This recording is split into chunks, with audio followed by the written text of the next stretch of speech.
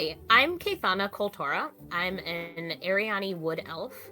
I am perhaps a bit innocent at times, but I truly believe the best of everyone. Kindness is incredibly important to me, as is helping others. That's why I started studying natural medicine. I can absolutely be stubborn, but I will do everything possible to help and protect my family, blood or otherwise. Hi, my name is Quintessential. I can most often be found lost in thought and contemplation. I'm a Loxodon monk with a gentle disposition, a gentle giant, if you will. But don't let my calm exterior fool you. A lifetime of martial training will ensure the first time you cross my friends will be the last. I am Redeemer, also known as XO21. I am a Warforged paladin who exudes both confidence and strength. I am driven by a desire to return to my true place in both time and space. I possess a strong sense of vengeance and justice, but often come across as unfeeling or insensitive. However, I am both loyal and caring to anyone who earns my trust. Hi, I'm Teras Tealeaf. Folks say I'm very intense despite my diminutive stature. Is that some kind of backhanded compliment for being so short? I'm a halfling and a druid, and I love apples. I'm curious and inquisitive, but honestly, I nix most opportunities to socialize with people. But I do have good stories to share at a campfire. I'm never far from Micah. She's a southern babook owl who travels with me. And both of us prefer the company of other animals over people. Being the caretaker of Pocket Dimension Pie is an all-time job. No, you didn't hear me wrong. Not full-time. It's all the time. I am Ordrew, caretaker of Pocket Dimension Pie, a multi-dimensional complex station nestled within the weaves of the fabric of time, space, and reality. With the aid of PieBot, the AI and brain of Pocket Dimension Pie, our top priority is the stability and safety of the multiverse.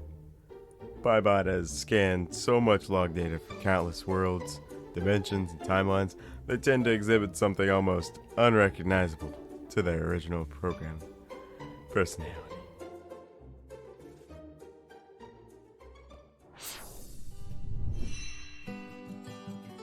Hi, hello everybody, how are you? Welcome to another episode of Pocket Dimension Pie.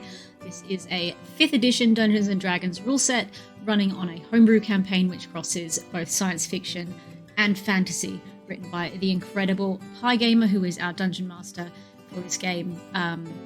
So yeah, welcome in. We have a couple of little bits of housekeeping.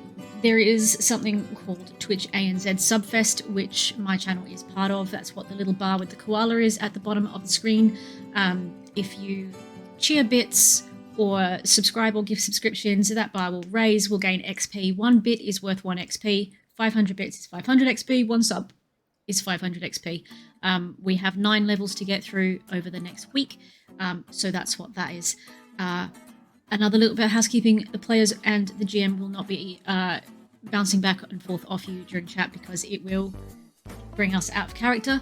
But please do roll your dice alongside us. You can exclamation initiative, exclamation perception, and other assorted things where you can basically roll a d20 into the chat and roll along with us and see how much better you roll than we do, because my dice try to kill me all the time. I'm going to hand over to Pi to do a sum up of what has gone before, and then we will get into the main part of the show. Hello. So the last session was called Merlin's Magical Mystery Mending Mixture. In it, everyone tried to essentially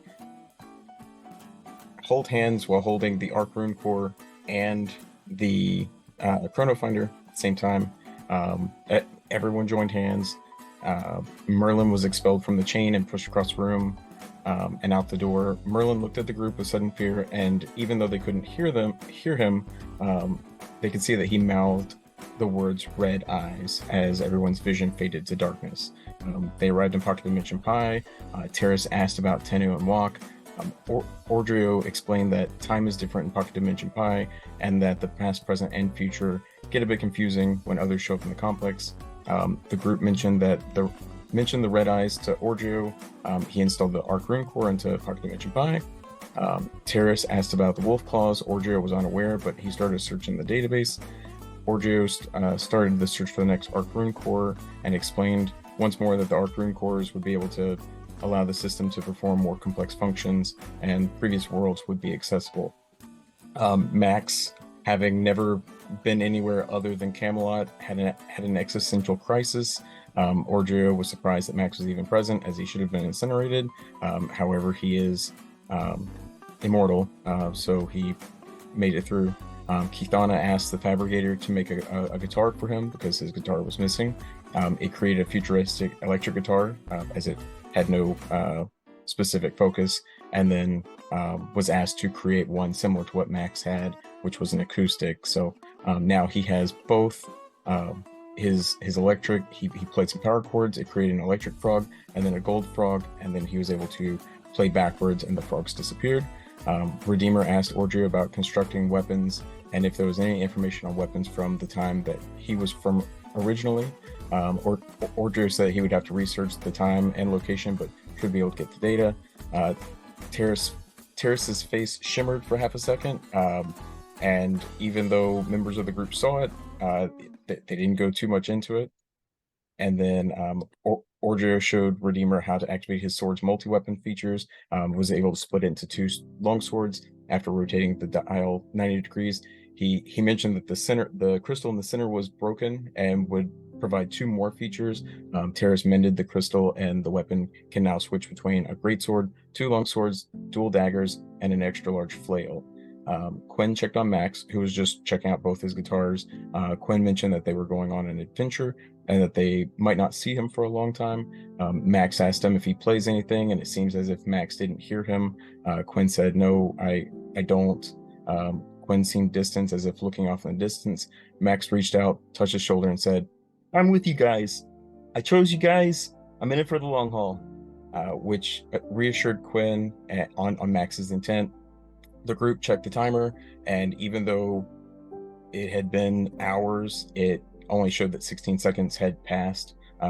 Orgio basically explained that time doesn't work the right way in Pocket Dimension Pi. He provided them with a new device that allows them to disguise themselves in worlds that they inhabit. Orgio gave Redeemer a backpack that integrates into their form. Teras got a backpack that can change to fit when she wild shapes. It also has a slot for the Chronofinder, which gives her a heads-up display when that she can roll to perception to scan things. Quinn got a pair of martial arts gloves that allow him to make an additional attack when he uses a bonus attack if he rolls a 12 or higher. Kithana got a gift basket that is connected to the snack dimension and has unlimited snacks. It can also be told the type of snack and it will produce it. The party and Max left Pocket Dimension Pi, walked through the portal, and they arrived in Abjal 2600C. The area around appeared to be an oasis in a desert, and there was a city that could be seen from the distance. Max summoned frogs with his new future guitar and quickly dismissed them. When he played his acoustic guitar, it produced a 3-story saddled frog that the party was able to climb and attempt to ride as it jumped a large distance when requested. Max asked that it walk instead of jump, and it scooted along, creating a massive crunch behind it. The group decided jumping the rest of the way was fine. They arrived outside the city, and Max asked the frog to hide. It buried itself in the sand. Max went to the guards and tried to persuade them that there was no frog under the 3-story tall mound of sand. The guards were preoccupied with the ruckus, but they did not believe a word that he said. As the party entered the city, they could see mechanical beings running around and terrorizing the citizens. Teras scanned one of the mechanical beings, and it showed it was an automaton and listed all of its specifications, but showed question marks for the CPU. A guard was stopped and asked what was going on. He quickly rushed away after telling them that this was not normal and that the automatons are usually not aggressive. And that's where we're on. That was amazingly thorough. Wow. Like, I know I was there for all of that, and yet... Red, you're muted. Haha. It begins. God, you spoil us, boy. You spoil us. You spoil us, boy. I do what I can. Redeemer, did you change the way you look, or are you staying looking like? That's right. Yeah, so when Redeemer arrived, the little visual cloaking kind of thing, I can't remember what we're calling it, like the camouflage token that we have, that originally made me look like an automaton, right? So we decided that was dangerous given everything that was going on, and now I look like a 6'10" tall version of King Arthur. So, yeah. It's King Arthur blown up. Yeah, that's it. We've got a rather large King Arthur. Which, you know, you'd imagine King Arthur's pretty big anyway, so it's fine. It's fine. It's not Wasn't a aware problem. that size mattered. It's just such a great visual. It's so good. I love the idea that Redeemer was like, shit, what do I do? What do I do? Oh, I know. Well, it wasn't Redeemer's idea to actually look like King Arthur. It was, I believe, either Teras or Keithana's idea. I could be wrong, but I'm fairly Fascinating. certain. I think I would have said human. I don't know if I said. Well, I mean, I can go back to the previous video and watch it, but I don't know. Maybe the suggestion was human, and then Redeemer just picked Arthur, Yeah. but I don't believe so. I love that you picked Arthur and not Lancelot. Well, Arthur's a king, right? So you gotta look like the most important one. Especially after all of that, watch this conversation and discussion. It's that much funnier. Well, it is what it is. It's fine. It's Oh, not I'm a problem. fan. Right, so I have here that we did approach people, but people reacted in fear. And now we're having trouble finding out what's happened. So I believe we're kind of in the process of deciding which direction to go, whether we search out some guards or attempt to talk to automatons or whatever, but we're not involved in any fight or anything like that, right? So I vaguely recall we were trying to follow the crowd somewhat because they all seem to be going in the same sort of direction. right, there we go. Nice. Okay. Well, then let's do that. Let's follow the crowd. That never Okay. gets anyone killed. So you can see kind of an open area outside of a building that has cogs and gears all on it. More of an aesthetic thing, not necessarily a mechanical thing. Okay. Does there seem to be anybody who is kind of taking a leadership role? Maybe somebody who's trying to guide the crowd, like, you know, ushering them in a certain direction or trying to quiet them, essentially, yeah, like a leadership kind of role.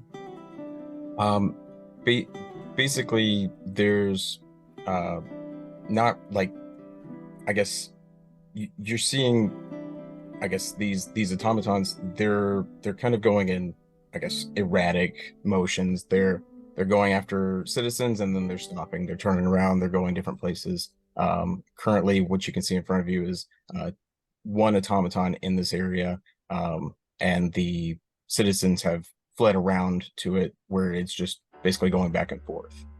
Right. So the automaton is not directly attacking citizens.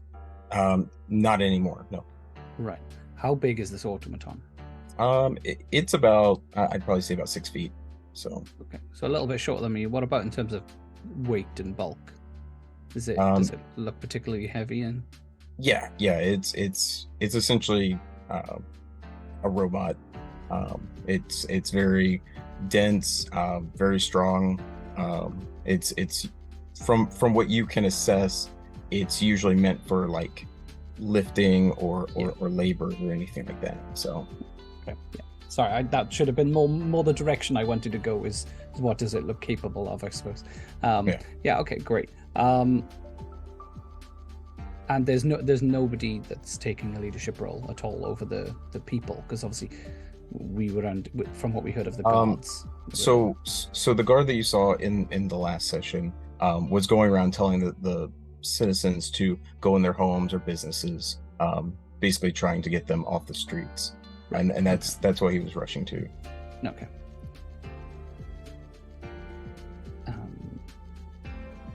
Does anyone have any ideas about what to do?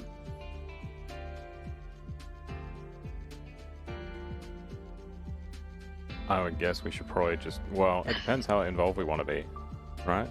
Do we want to see where the chaos leads, or do we want to try and blend in? Do we want to try and make our way into a shop to see if we can find someone to give us some information?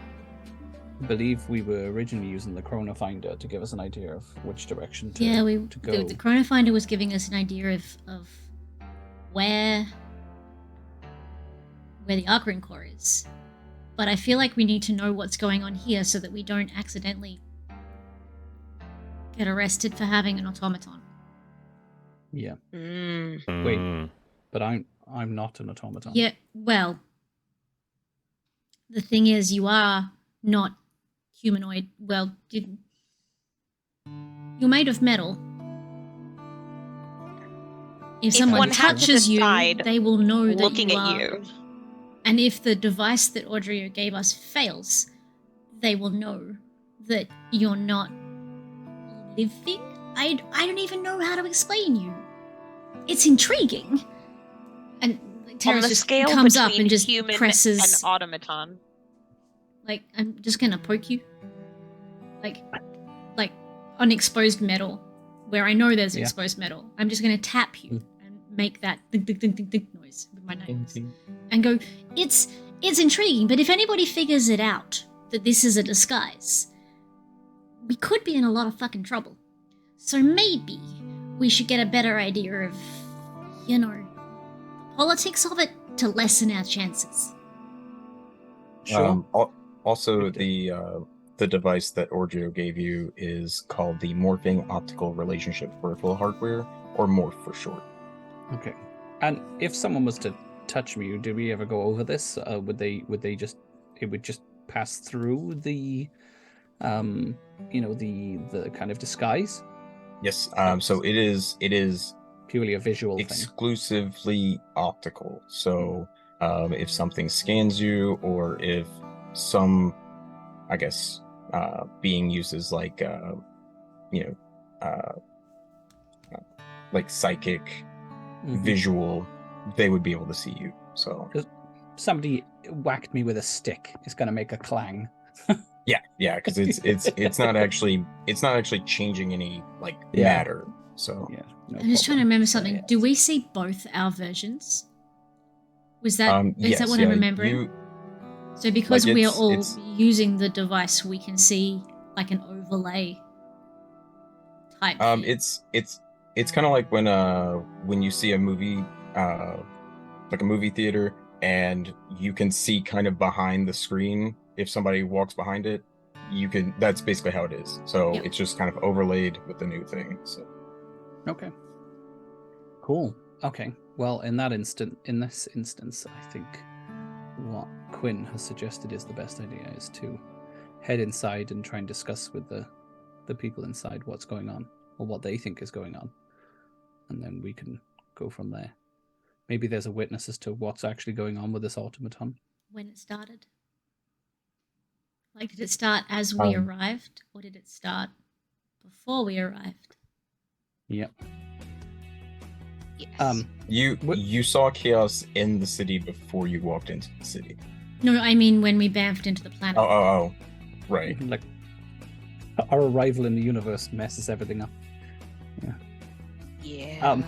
Redeemer will just start striding towards the nearest building, where I assume, perhaps, they can see someone. Assuming I can see someone, actually, thinking about it. Can I see a group of people perhaps peering through a window inside a shop or a local building?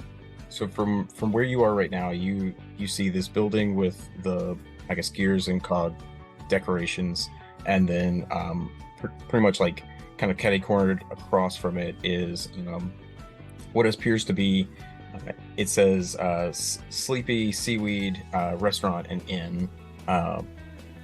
So Sleepy seaweed. Okay. Redeemer will start moving towards the building with the cog look to it. Okay. With the assumption everyone will follow, but That's it. They can choose Yep. that too. Yep, Kathan is following. I am not leaving Redeemer on his own because I am convinced that someone's going to figure out that we're all in costume. Okay. Not Redeemer giving it away. So I think Quinn would probably just tap Redeemer on the shoulder and say, would it maybe a restaurant rather than something that looks technology adjacent might be a better target for us to investigate? You possibly correct. Also, historically, I guess, at least from our experience, a place like that is a good place to get a lot of gossip and discussion. So, Denold. I was thinking of the Holy Grail, but yeah, sure. Daniels. That too. I tell you what, Quinn, why don't you lead the way? You seem God. you seem to be a bit more wise with these kinds of things. Sure. Let's make our way to this restaurant, shall we? So I'll lead the way over. I was gonna say, as you're going, you can see this. I guess the city. There's waterways, I guess, and bridges, and everything seems to be made of sandstone and bronze. That's the majority of what everything's made of. So as you enter this, I guess, sleepy seaweed restaurant and inn, you look around and all you see are automatons doing work. I guess working on, preparing food. You see some coming out of rooms and, carrying linens, basically swapping out everything. And at the front of it, you see a receptionist desk, and you see a satyr.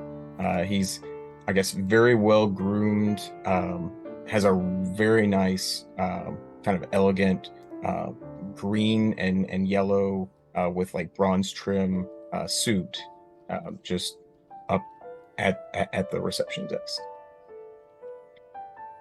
Are there any other humanoids? You said there Nope, were just satyrs automatons. and tritons in this area, right? Water genasi. What a genasi. Okay. Are there any here? Or is it just automatons? Currently, it's just automatons and the satyr at the reception desk. What is a water genasi?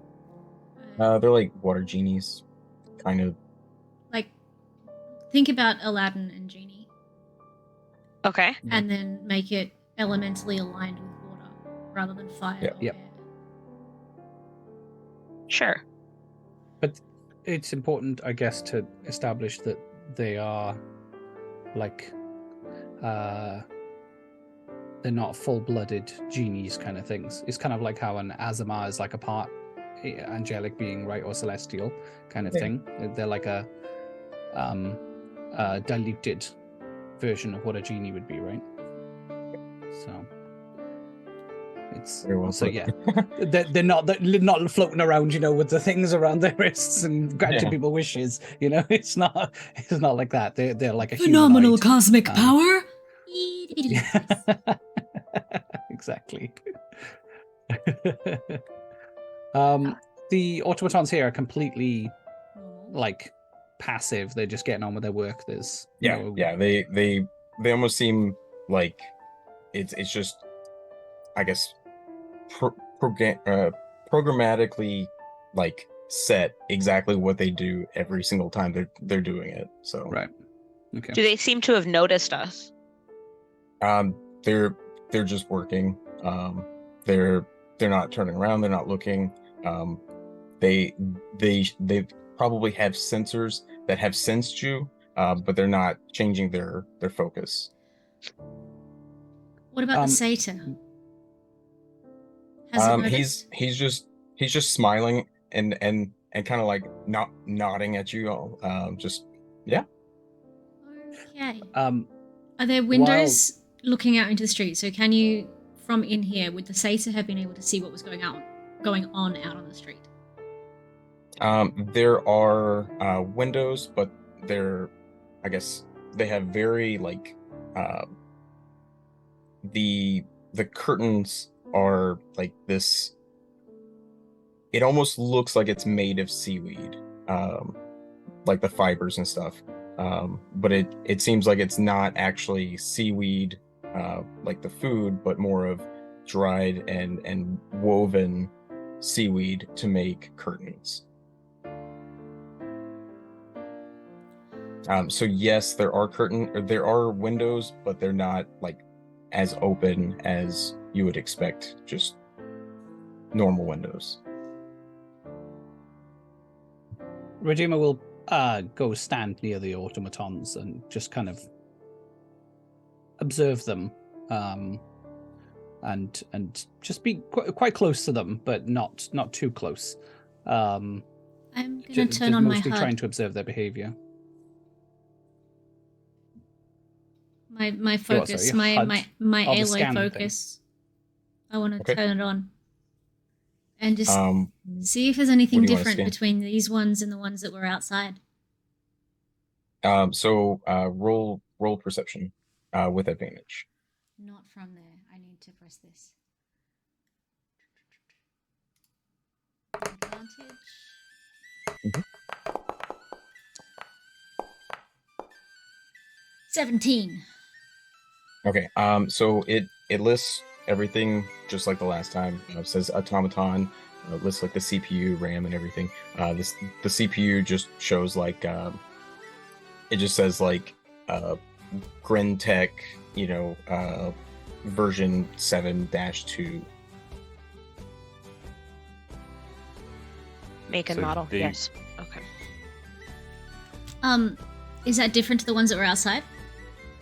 The one that you scanned previously just had question marks for the CPU. Okay.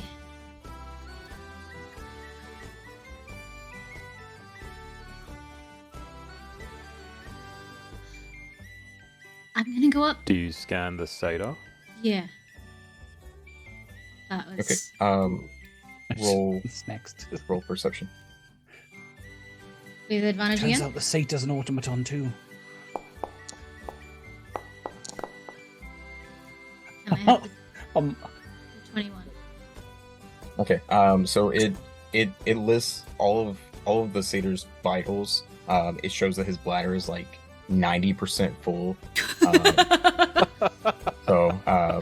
But other than that, that's all you get from it is that he's a satyr and that like all of his vitals. So I can tell heart he's rate is healthy. He slightly just elevated, really needs to. This since you this came. is potentially useful for medical situations. Could have used this with the blood sacrifice room. It's also particularly useful if you want to try and take advantage of a situation. A satyr who has a particularly full bladder probably doesn't want to have to deal with customers right now, and is probably more willing to give them what they need Probably. and move on. Doesn't want us talking about local rivers and lakes. Nobody pours some water, yeah. Or asking about drinks. Maybe Tazzy's bag can produce an ever-flowing flow of I was water. just checking how evil Kathana is. Because Tassie's an asshole. So I'm gonna walk up to the satyr and go, "Oh my god, the automatas here are behaving normally. Have you seen what's going on outside?" No. Is something going on? Come and look at the window. I'll show you. And he gets up and you can tell he's a bit uncomfortable as he walks forward. And He's got that he gets to waddle. the window and there's just one automaton just walking, and then it turns, moves some more, and then it moves farther forward and then comes back, and he's just like, I guess they need to reprogram that one. There's a whole bunch that have been attacking people. Attacking people. Yeah. They don't do that. What? I mean, don't or haven't. Can I roll? Can I roll insight on him? Yeah. What are you trying to insight? I want to know if he believes that he is telling the truth. Like, is he genuinely surprised? Is he lying to us deliberately, or yeah? You're basically trying to see if what he's saying is genuine. Yes. Yeah. Okay. Oh. You heard what he said, folks. but it's still up in the air if that was I guess what he actually believes or not. Redeemer, upon hearing regarding the reprogramming, will sort of step not too close to the satyr, because I assume Redeemer's a decent chunk taller than the satyr. Yeah, he's like probably about 4'5". Okay, So considerably taller than said satyr. Okay, with that, Redeemer won't try to come across as too intimidating. But the question Redeemer has is, you said reprogram. Are all the automatons? My apologies, I don't have the best memory, but all the automatons here, they all programmed for a specific purpose, or do any of them have free will?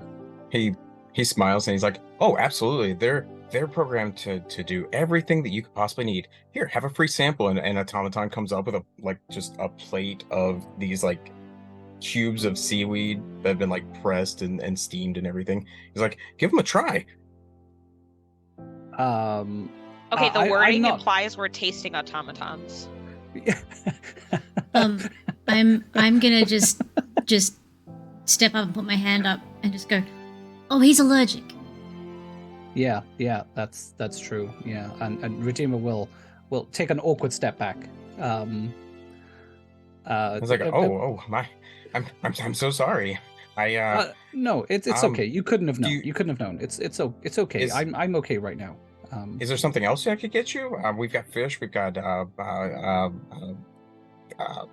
bread.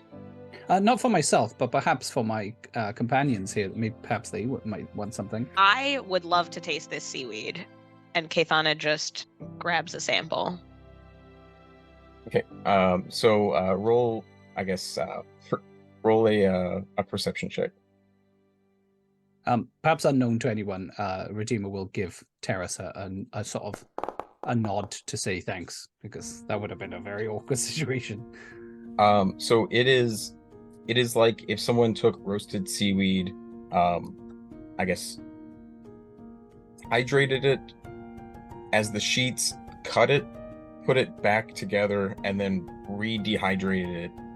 It's very crunchy, and it's almost like a crouton, but with seaweed taste. Sounds okay, I gotta be honest. I mean, interestingly, here in Korea, that's a normal snack. Yeah, no. You're describing half the snacks in the grocery store. Right. So Redeemer will just press the question again. But so they are programmed with a purpose. Are they essentially like then slaves, or do any of them have free will? They're built. We build them. They're machines. Okay. Redeemer will just move back over to the automatons and continue observing them. Oh, and then just turn awkwardly and say, "Oh, thank you." Yeah, Quinn will step forward and just go, "So, no sentient robots here? I mean, when you're in town, we were caught off guard by all the chaos that seems to be on outside, and we're looking for somewhere safe to stay and hopefully find out what's going on." He looks at Quinn very like confused. He's like, "Robot? Automaton. My apologies." Oh, yeah. I'm so sorry. I guess maybe from where you're from, you guys probably call them something else. I'm so sorry. I don't. But yes, yeah, they're just built. That's what they are. Okay, fair enough. Quinn will look around and ask, do we need somewhere to stay whilst we're in town? Does this look like an appropriate spot, or do we want to continue looking around? It's quite quiet here, right? Like, out of character now. It is quite quiet in this building. There's just a couple of automatons. The one satyr. There's nobody else in here. Yeah. I don't think we're gonna it's get almost anything. completely. But this, so, but if, as Quinn says, we do potentially need somewhere to stay. Maybe this could be a place we could keep on, open as a possibility. It seems quite quiet here, and our words, the satyr person. I won't say that, but I would have used a better word. Has been very generous already. Perhaps we can, consider this establishment. Should we need somewhere? Plus, it's really convenient with the entry to the city. He pipes up and he's like, we have the best inn. It's also the only inn. But we've got the best beds. They're made of seaweed. Do you need another covering since you're allergic? They're basically woven seaweed. I'll be okay. I have oh no, we didn't bring it. We left my No, you direwolf left it at home. cloak. Oh, yeah. I'll be okay. Is everything in this town made of seaweed, or just everything in this particular establishment? Here in Tourbillon, it's the best. It's basically crystal in the desert is what they call it, and we've got seaweed, and we've got the mines. There's plenty of stuff to do. And we build the best automatons. Yeah, the face crystal mines. It's called the Fandash mines. They've had them here for generations. Basically, it's the place to be.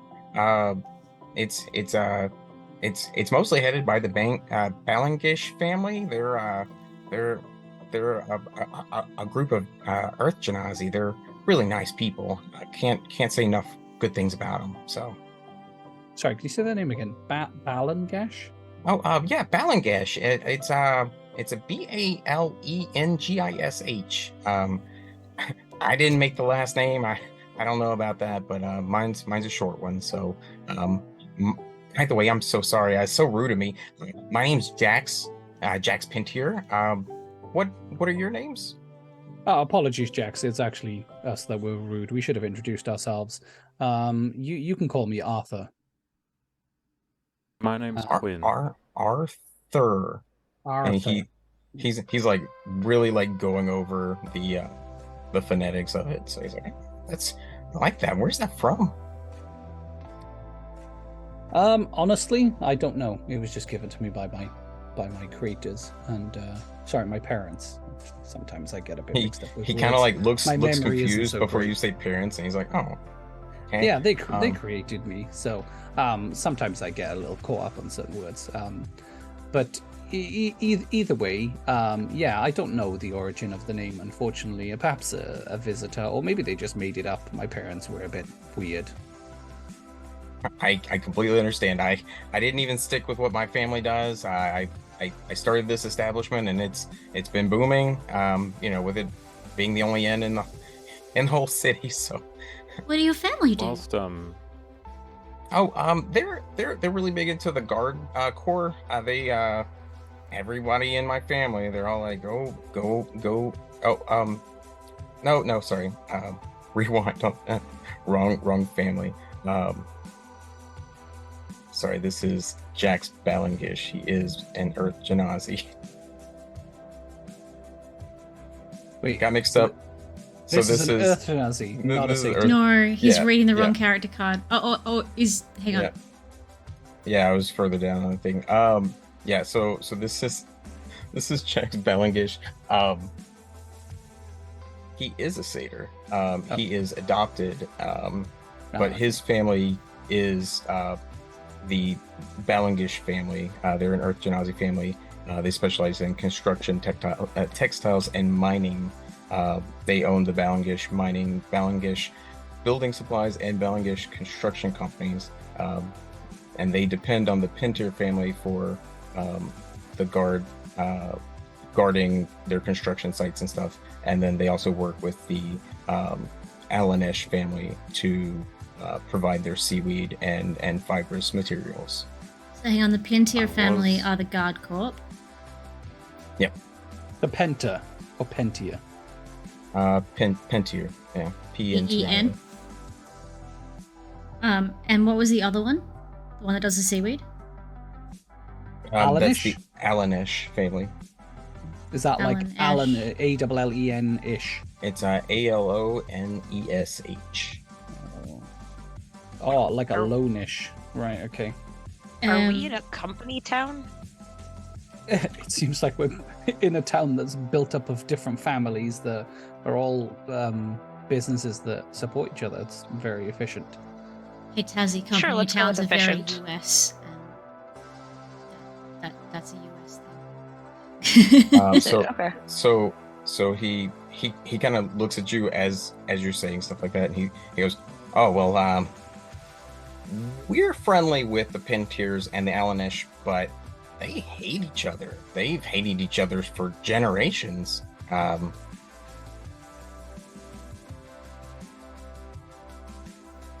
come? Wait, There was some feud. I think originally the Pintiers started out as a ranching family, and the Allenish.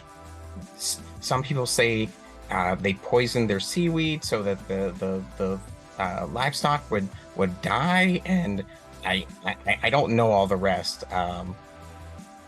There's not very many people around that were back from that time. out of curiosity, Jax, who builds the automatons? Is it your family, the Balinish? Balingish family?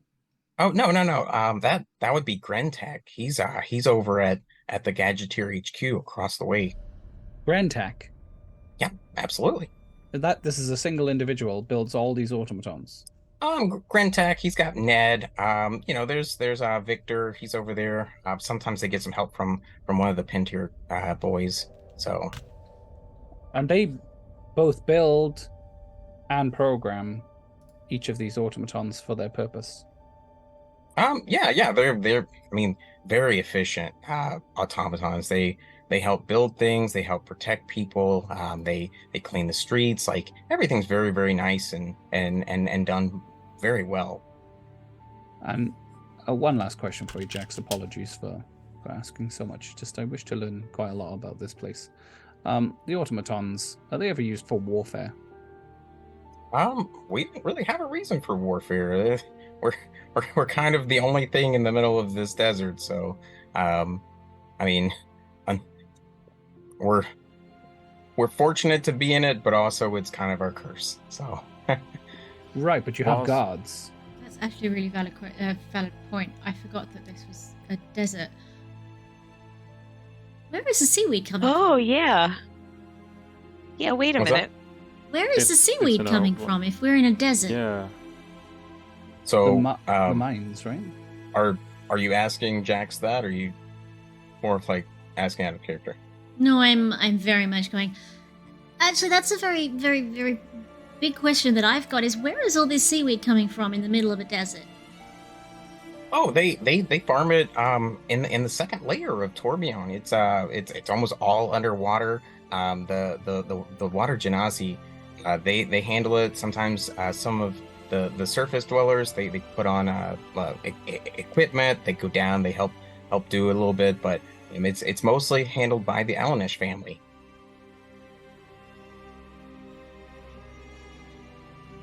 How many layers of Tourbillon are there? Just two. The surface and the beneath. It's very nice. I don't go there very often.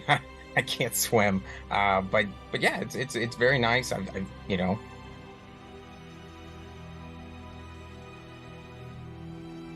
Jax, do you mind if I talk to this automaton here or attempt to get some reaction. I find it very interesting. I've not seen one before. Well, it won't obey my instructions, I assume. No. I mean, you can try talking to it, but I mean, it's the same thing as talking to that stool over there. And he points to the stool, and he's like, but yeah, you can try talking to it. It's just set for the programming. I had Grantech and his boys. They took care of it all, and it's just been it works like clockwork. It's super nice. Right. So this automaton does not take any commands. It just does its job. Yeah. You don't have to command it in any way. And he like sits down at the table, and as he sits down, you see one just come out and like start putting down plates and cutlery and stuff. And then he picks up the menu and he says, I'll have the seaweed special. And like as soon as he finishes the last like syllable, you see like commotion happening behind the kitchen, just chopping and some sizzle and stuff. Comes back out, serves it right on his plate. He's like, super easy. Wow, that's incredibly efficient. I'd like to see this and speak to this Grantech at some point. That was more to the group. He speaks towards the group with that. Actually, it could be quite interesting to go and see Grantech. And is it Grantech it doesn't or have to be Grantech? right away. It's Grentak. Okay. Whilst this conversation has been happening, there's a couple of things that Quinn would have been doing. One, on the mention of Grantech being the gadgeteer across the road, he would have looked out the door just to see if there was any commotion going over at that building with all the cogs, because I'm assuming that's the building he's referring to. And then secondly, and this can be a role with Redeemer, at the comparison made between the automatons and a stool, Quinn would be looking as to whether or not Redeemer had any visible reaction to that. Yeah, I mean, I don't know what your like passive perception is, but and I don't know how Pi wants to handle it, but there would have been a clenching of a fist. Yeah, my passive perception is 13. I don't know if you want to roll against that. I'm fine if you want to roll against that. It would have been a very quick look, and I may not have caught it. So I'm happy if you would want to try and hide that from the group. I don't think Iridium would have tried to hide it from the group, but it certainly wouldn't have been like an outward like clench, but it would have been like by their side. Yeah. If you're looking for it, you'd see it. Otherwise, Yeah. But I was gonna say that because Redeemer took a step back, so you're not like next to anyone. So yeah, I mean, yeah, cool. Well, that's good to know. As for the other, do you want to roll a perception check to see what's going on over at Grantak's building? yeah. So roll perception. Cool.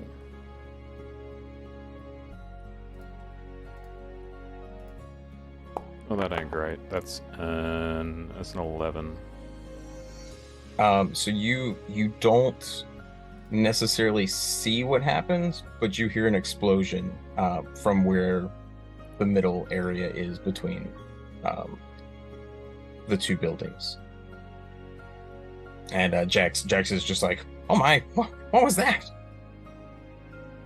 I do believe that is probably the things that don't normally fight or have issues.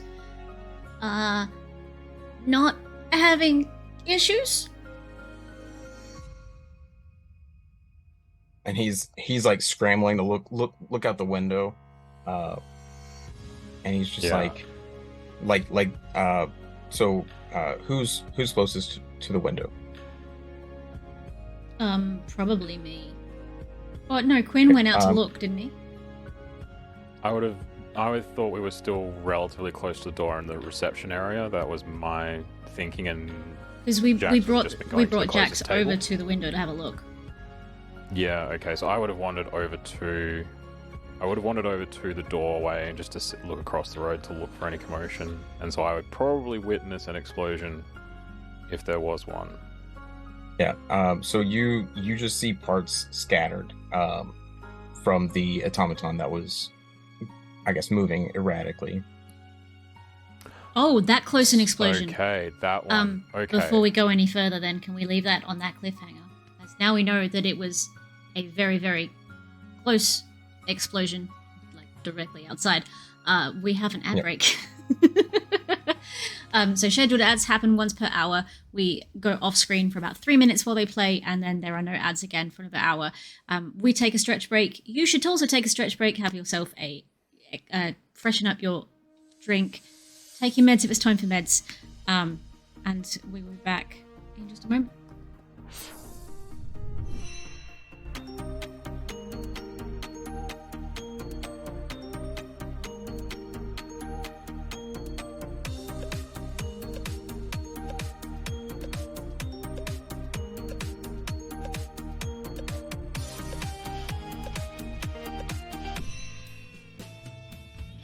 Hello, hello, we are back. I'm going to hand us straight over to Pie.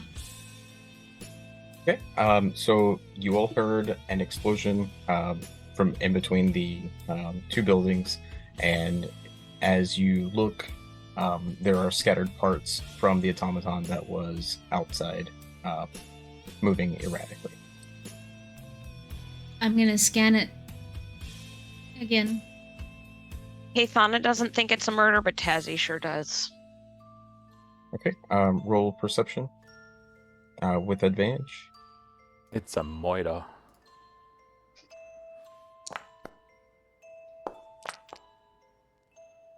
I'll take that dirty 20, thanks.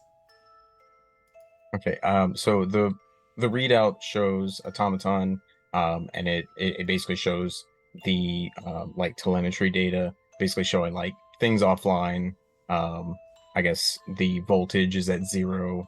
Just everything basically showing that it's not working.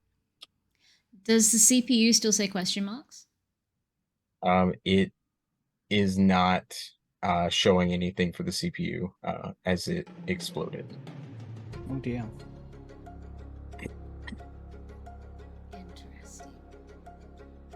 Curiouser and curiouser. Okay.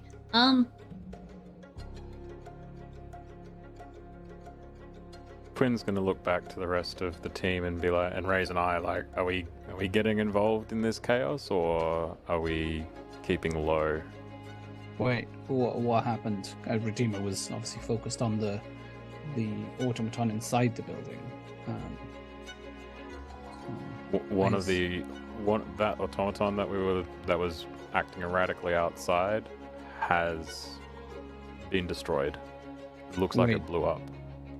I kind of Wait, want to did go it and see if all of the self-destruct? other ones have gone boom, or if they've been shot. Wait, they've been attacked? Couldn't find say out? if it's been attacked, but We can it's go find out. pieces. And Teres just leaves. Jack, as they're leaving, Jax will just not Jax. Redeemer will just turn to Jax. Is it normal for some stuff to be destroyed like that? Is that if things become? He looks visibly like shaken. He's like, I've never seen anything like this before. Right.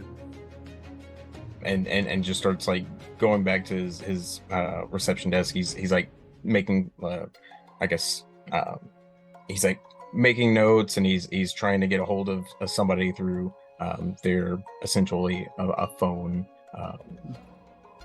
Okay, Jax, we'll go see what's going on. We'll likely be back.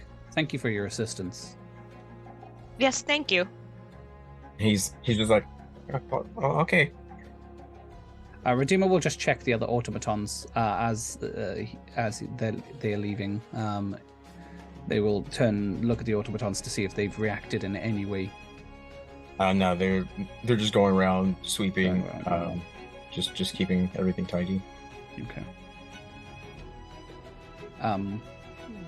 Somebody else is probably leading the way, I'd imagine.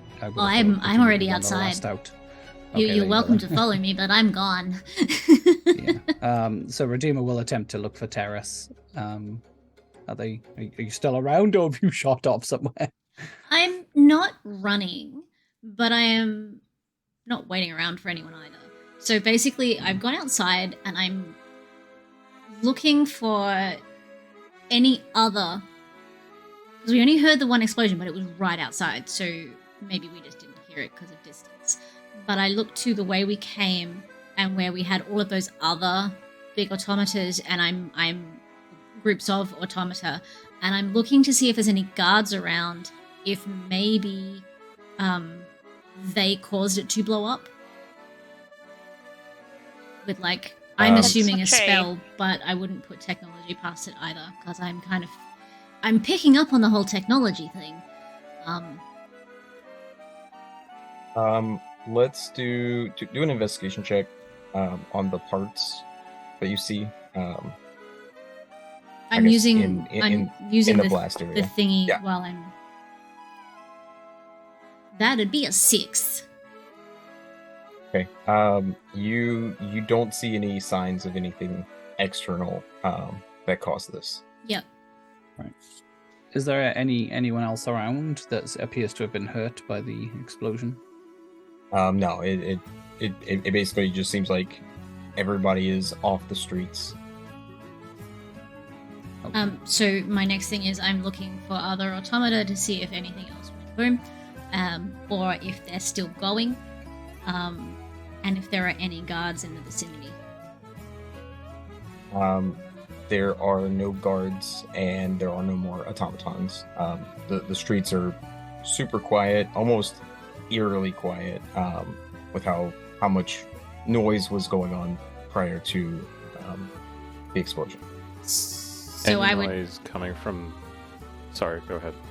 I was just going to say, Teras would not be staying still. She would have started walking off to where they were before, where they saw the previous big groups and where the guards were heading. That's where I would be heading. Okay. So you're going back over Yep. a bridge, and you're just kind of in that, I guess, alcove area right in front of the gates. And it's again quiet. There's nobody in sight. Are there any parts scattered around the ground? No.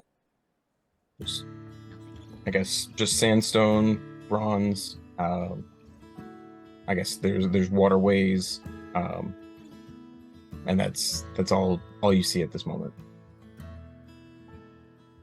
As we're making our way in that direction, I'm assuming we're walking past Grentac's place. Is there any noise coming from that building as we're walking past? Like any commotion? It just sounds like the normal whir of like machinery and stuff. Okay, but no yelling or anything like that? No. Okay. Before trying to catch up with the others, the automaton it has been exploded, and I assume the parts are fairly scattered. Redeemer would like to look through the parts and see if there is anything salvageable. For example, things like perhaps a memory core, if one would exist, perhaps a power source, things like that. Do an investigation check just to see what's there. Not a bad roll. Wait, natural 20. Can we have the natty 20 counter going, please? You see everything, all space and time, everything that's ever happened. No, so you can see that there doesn't appear to be a memory core.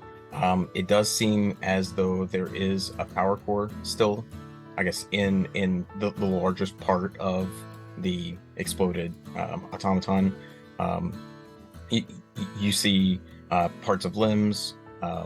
There's, I guess, it almost looks like kind of like a residue that's in parts of it. Is there any way that Redeemer would be able to attempt to extract the core, or is it too embedded for Redeemer to have the ability to you yank it out in a fairly gentle way, though? Yeah, I was gonna say you Yank isn't a okay. you could take out the power core that's in it.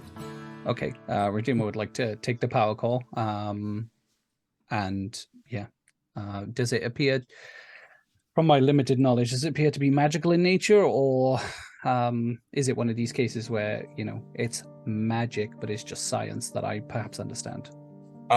Based on your role that you did with investigation, it looks to be kind of like a a glass, almost like a, I guess, cylinder that has acid, and then like rods that are in it. Basically, that's how they power it. And in the middle of it, Guys, run, there run. appears to be a crystal that just kind of oscillates, and you see that it's like a blue, like opaque, and then as it spins, it turns kind of a translucent purple, and then it goes back to that, and it's just a constant thing. Okay. Do I get a feeling that it could be a danger to anyone else in my party other than myself? If I was to, for example, pocket it or put it in my bag, do I have any idea on whether or not I could? It appears to still be sealed, so it doesn't pose any danger. You can kind of tell that it's just like a weird battery. You're not super familiar with it, but you know what a battery looks like. So Right. And is it small enough that I can pop it in my bag? And by bag, I mean it's. me. I was gonna say it's about the size of like a 200 milliliter can. Oh, okay, so plenty small. Okay, fantastic. Yeah, I'd like to pocket that if that's okay. Are you putting it in your new backpack? Yeah, so I would attempt to make it look like I was putting it in a bag, which I assume to others would be on my back. But in actual fact, the flap on my back would be a section that opens, and I would put it in there. So. Yeah, so it from from the outside, it looks like you're reaching into a bag. But when you put it in, it makes like a whirring noise as it like goes into your actual bag, and it makes like a chime, and then you see like a little power indicator just kind of go up a blip. Oh, okay. Oh, that's really cool. Excellent. A little power indicator go up. Fantastic. Okay. Time to collect some more batteries. There you go. With that, then Redeemer will just quickly have another glance around to make sure that there's no weapons or anything, because we know this automaton was not quite right, and then try and catch up to the others. Okay. So it's like one of those cute side quests in a video game where you there's the main game, but then you also want to get all the more of these I collect, like if I collect 3, I get an extra bar of energy. Or you're gonna unlock the best armor in Horizon Zero Dawn by collecting all the power cores. Yes, that's true. Yeah, we get the stealth armor. Is it the stealth armor? Yeah. What? No. I thought it was like a stealth armor, that one. Got the overshields on it. Oh, it's an overshield one that regenerates its shield. That's right. Yeah. It's a shield array, isn't it? I keep thinking it's stealth for some reason. Anyway, sorry, Karen. I've tried to catch up to the others. Okay. Where are you all headed? Well, I mean, I was just checking this Following area out, Teras. so if everybody's caught me up, as then usual. I'm gonna look at them and just go, they're all gone. And there's no sign of bits. So maybe... We all saw that, though, right? Like, that wasn't a group imagination. That happened for all of us, right? You mean the dude blowing up? Which bit? Automatons? Which bit? The problem in the beginning, the chaos with the Oh, no, fighting and everything. Yeah, we all saw that. We were all part of it. Okay, all right. So where do you want to go? Do you want to go to the guards or do you want to go to the Shared. tech place? What are your Tazzy says thoughts? fuck the police, but Kathana is probably willing to go. Let's go talk to the guards. Okay. So as you walk past the gear cog building and the seaweed and restaurant in, as you go farther in, you see what looks to be like a very forticated like building, very rugged looking. Just it's painted a different color. It looks like it would withstand an explosion, unlike some of the other buildings. you can kind of tell that this is the guards core HQ.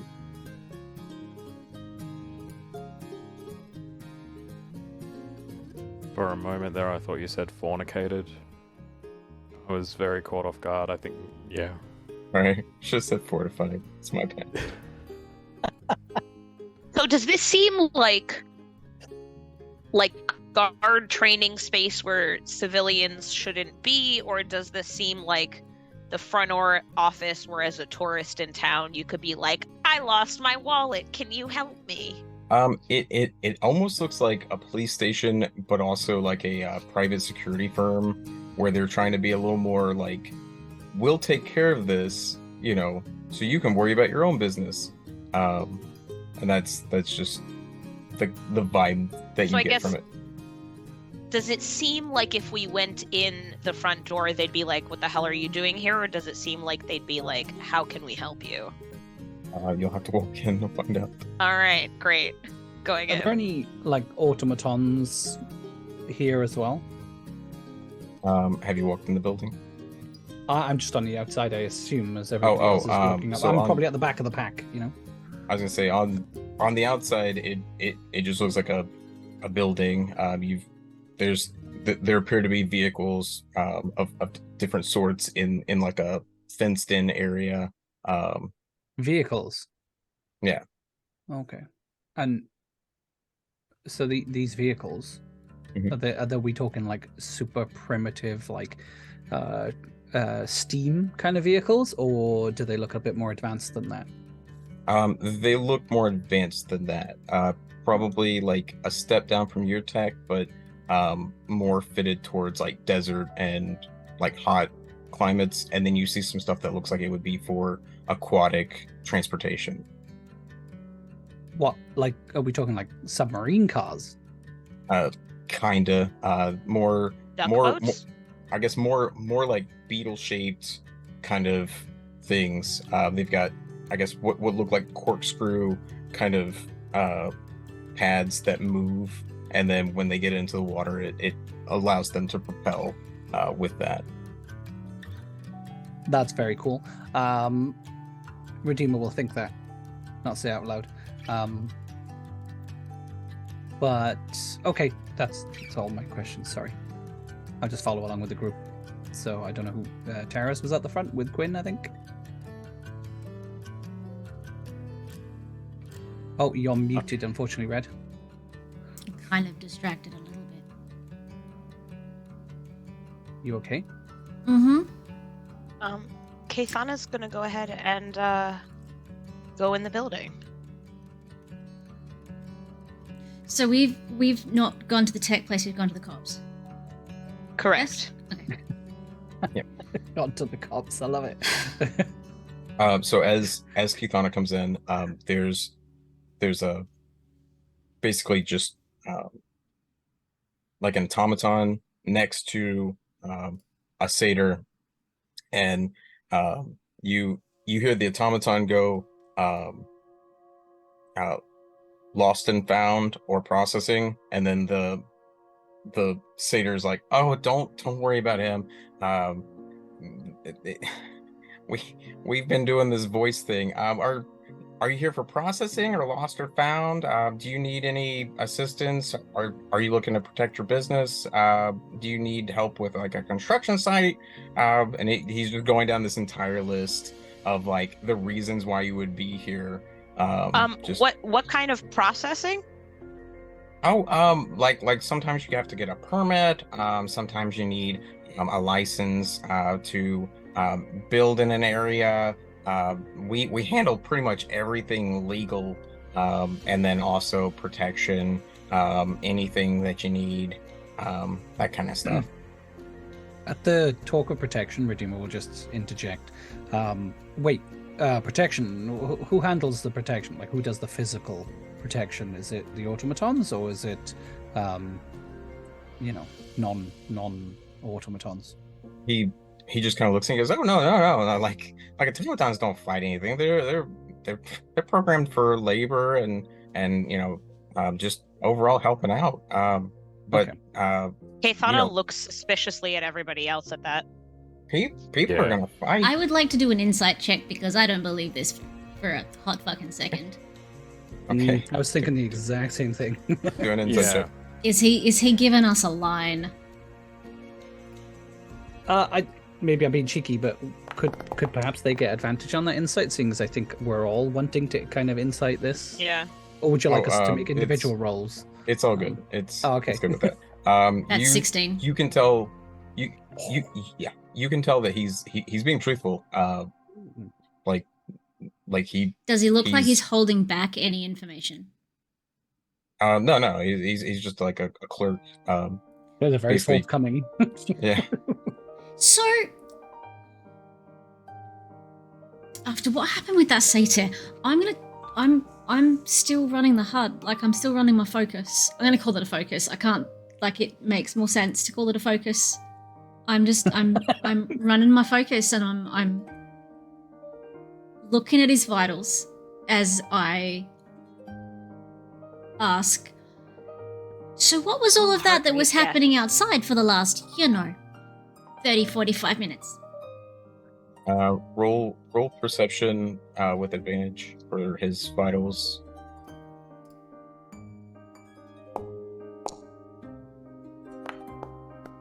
That'd be a 21. Okay. So when you scan him, like his heart rate's normal. It's everything looks normal. And when you ask him, his heart rate goes up a little bit, but nothing like alarming. He's like, "What happened outside? Was there an altercation? Did somebody fight? Do you need to report something? What's?" I mean, yeah, there's kind of been an explosion, but there was also, like, guards running everywhere trying to protect the civilians and citizens, and just... It was kind of dangerous out there a little bit ago. He goes, "Oh, guards, did you see one with a big beard? Always in a hurry, didn't want to stop and actually, like, answer questions." Is that who I was dealing with? Did we see that one? Did Pretty we? sure it was. Was that The guy did who seem I was to dealing avoid with that just questions. did not want to talk to me?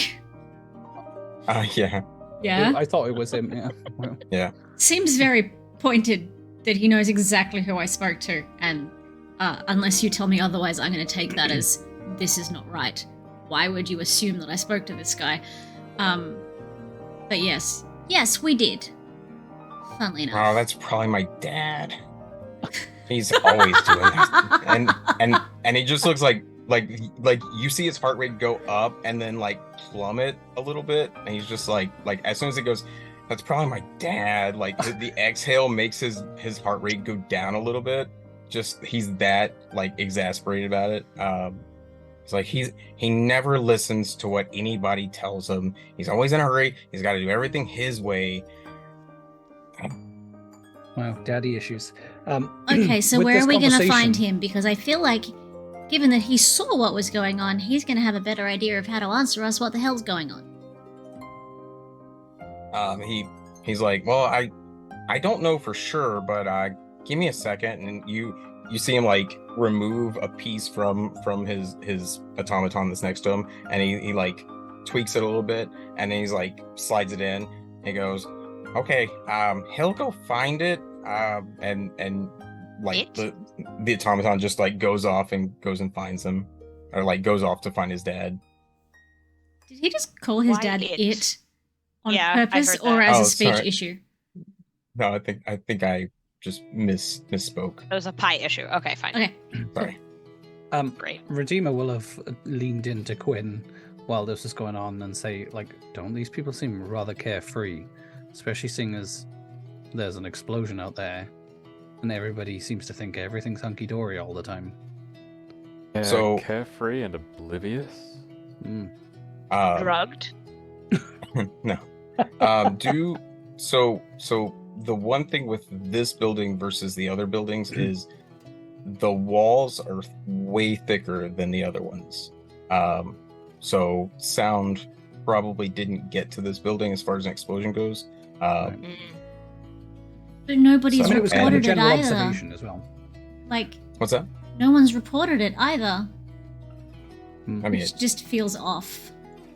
But also, we just told them that there was an altercation and something going on outside, and they still barely reacted and just said, Yeah, "Oh, it must be and- my dad." Not like, "Oh my god, there could be an emergency." You know, it's very much like a But also, Jax was closer to where it happened. and still seemed And pretty chill. didn't seem to have noticed either. So the walls of this building being thick don't indicate that Jax it was happened, pretty but they stressed didn't out hear about it, it. wasn't he? Yeah. Jax was visibly shaken. He Oh, Jax that's was- true. he- Sorry, yes. he was Jax freaking out, shaken so- after the automaton blew up, but Exploded. prior to that, like, Right, He but didn't not believe about us prior to that. yeah, right, not when we walked in. yeah. They And didn't that's seem what's to think kind there of was an issue with the automaton. Yeah. well, that's what's catching me. Like I when we came in to the town, it was literally chaos. Mm. And every single person we've spoken to so far is either not aware or Super chill about the idea. Yeah. yeah. Yeah. now Maybe now I'm keep in reading too mind- much into it. I was gonna say the part that you guys saw was the main part of what was going on. It's like the initial area into the city, a bridge, and then you've got the I guess building with the cogs and the gears and stuff, and then you have the restaurant, and then further back you've got the other thing. So most of the action happened in that first part before you got to the bridge, and then the other automaton was just moving erratically after it went into that area. Okay, because I guess I was under the impression that they were moving.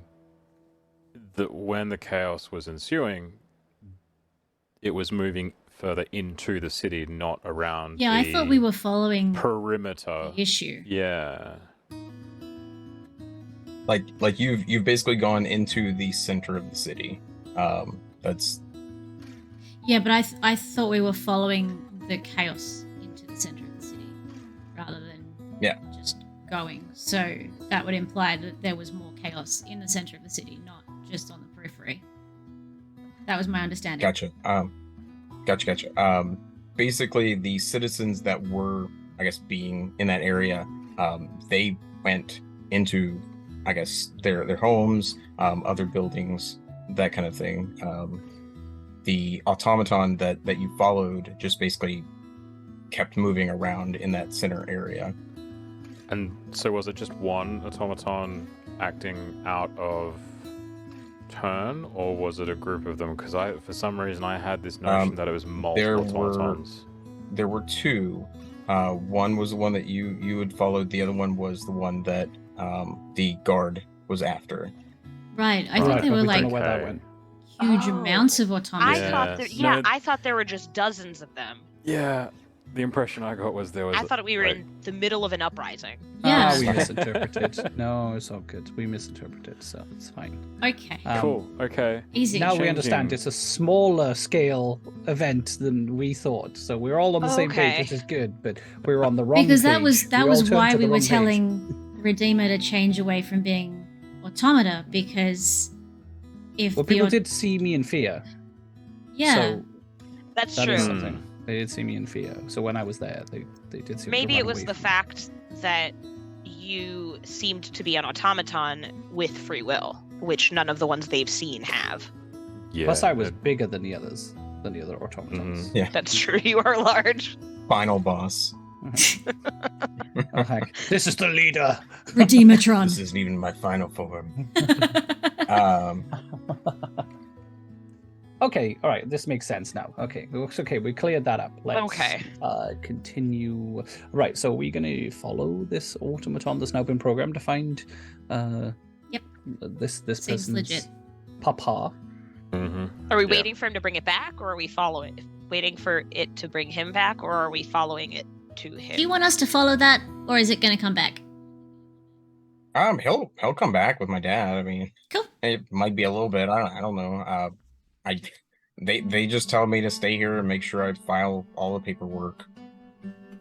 If it's going to go, Or if buddy. the automaton is going to go locate this person's father, perhaps we should follow, because the automaton, the father of this person was chasing an automaton that could potentially explode if it behaves in the same Yeah. way the previous one did. That's a good point. Mhm. If we can get to the automaton before it explodes, assuming that it is a self-destruct and not some other outside interference, we can perhaps figure out what's going on. And potentially give him warning before he's too close when it goes boom. He hears the word self-destruct and follow, and he's like, what's going on? Are you guys blowing up automatons? What's going on? No, we were in a restaurant and then an automaton that was acting funny went kaboom out the front. And so we came here to find out if it was anything related to the other ones that we were watching going nuts. And you have no idea what's going on, but apparently your dad does. So now we're gonna go find your dad. Bye! And I leave to follow. He's 10 like out of 10. messing with a checklist. He's like, weird people. Dima will just he's step filing over it. and look down at what they're writing. Well, at least we don't look like, like ourselves.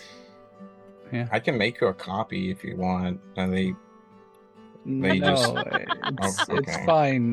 But just remember, we came here and we were trying to find out information, and we told you what happened. So just be aware of that. We're trying like, to help. I filed it. It's Form 43-F. I'll put it here if you guys come back. Okay, we'll go find your father. Thanks for the assistance, I think. And then we'll just Anytime. follow the others. Are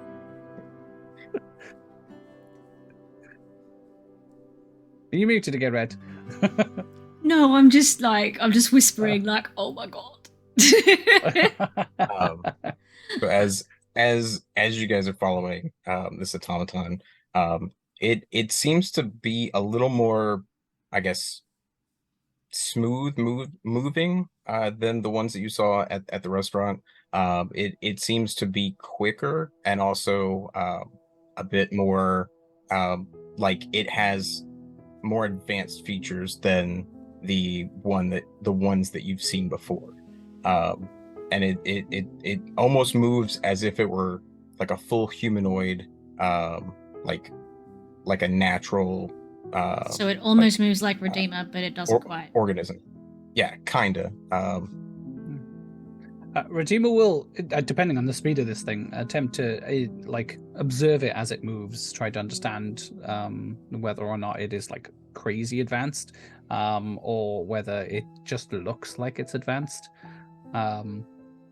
Is it like, I guess, akin to... Does it have the same stats as the one inside the restaurant when Teras looks with their focus, or... Scan perception. Because she hasn't turned it off. It's her new favorite toy. Just FYI. Yeah. Like... Yeah, it's just the perception is more of the lock on, like you're focusing on one specific thing. So perception so with 16. So compared to the ones that were in the restaurant, this one seems to have more advanced like circuitry, better I guess actuators and everything. It overall seems like it's like a version like 2.0 of what you saw before. Does it make a lot of noise as it moves? It's actually quite silent. Right. So is it like Redeemer silent, or are we talking just completely silent? I would say because I don't imagine Redeemer makes noises like RoboCop, but not like that. But at the same time, Redeemer is a clunky metal being that. I would say this does sound like RoboCop. Redeemer would sound more like walking with like heavy metal boots. Yeah, that's why I assumed Redeemer would be like, yeah. Just... So you hear like the servos, but they're quite quiet. Right. Quiet as far RoboCop. Yeah. Dead or alive, you're coming with me. Anyway, sorry, I just one of my favorite quotes. So RoboCop, not RoboCop, he isn't actually a cop, is leading the way, and we're just following along. Okay. Robo interns? And Korea. So you're following. You basically pass just like large areas that look like they're like almost like a waxing moon shape that appear to be water.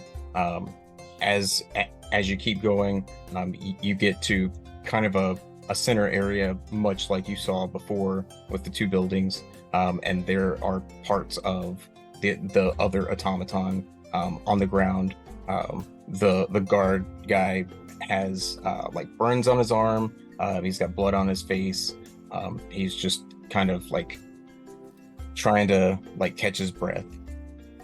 Hold on, by other automaton, you mean the one we're just following? No, the other one that the guard was chasing after when you guys saw him. One yes, quick thing, I guess it was probably part of Terrace's original observation. The ones that have blown up now, which were they more like? The ones in the inn or this one? They're more like the ones in the inn. Okay, so they're the old ones. Okay. So as we arrived, it blew up. Sorry, is that... Or it blew up before you arrived. Okay. How seriously injured is the other guy? You said that there was blood on burns on him. He's got some burns. He's bleeding from like his I guess scalp area and on his face. But he doesn't seem to be like mortally wounded or anything. Okay. Did we hear an explosion as we were moving towards, or no? Okay.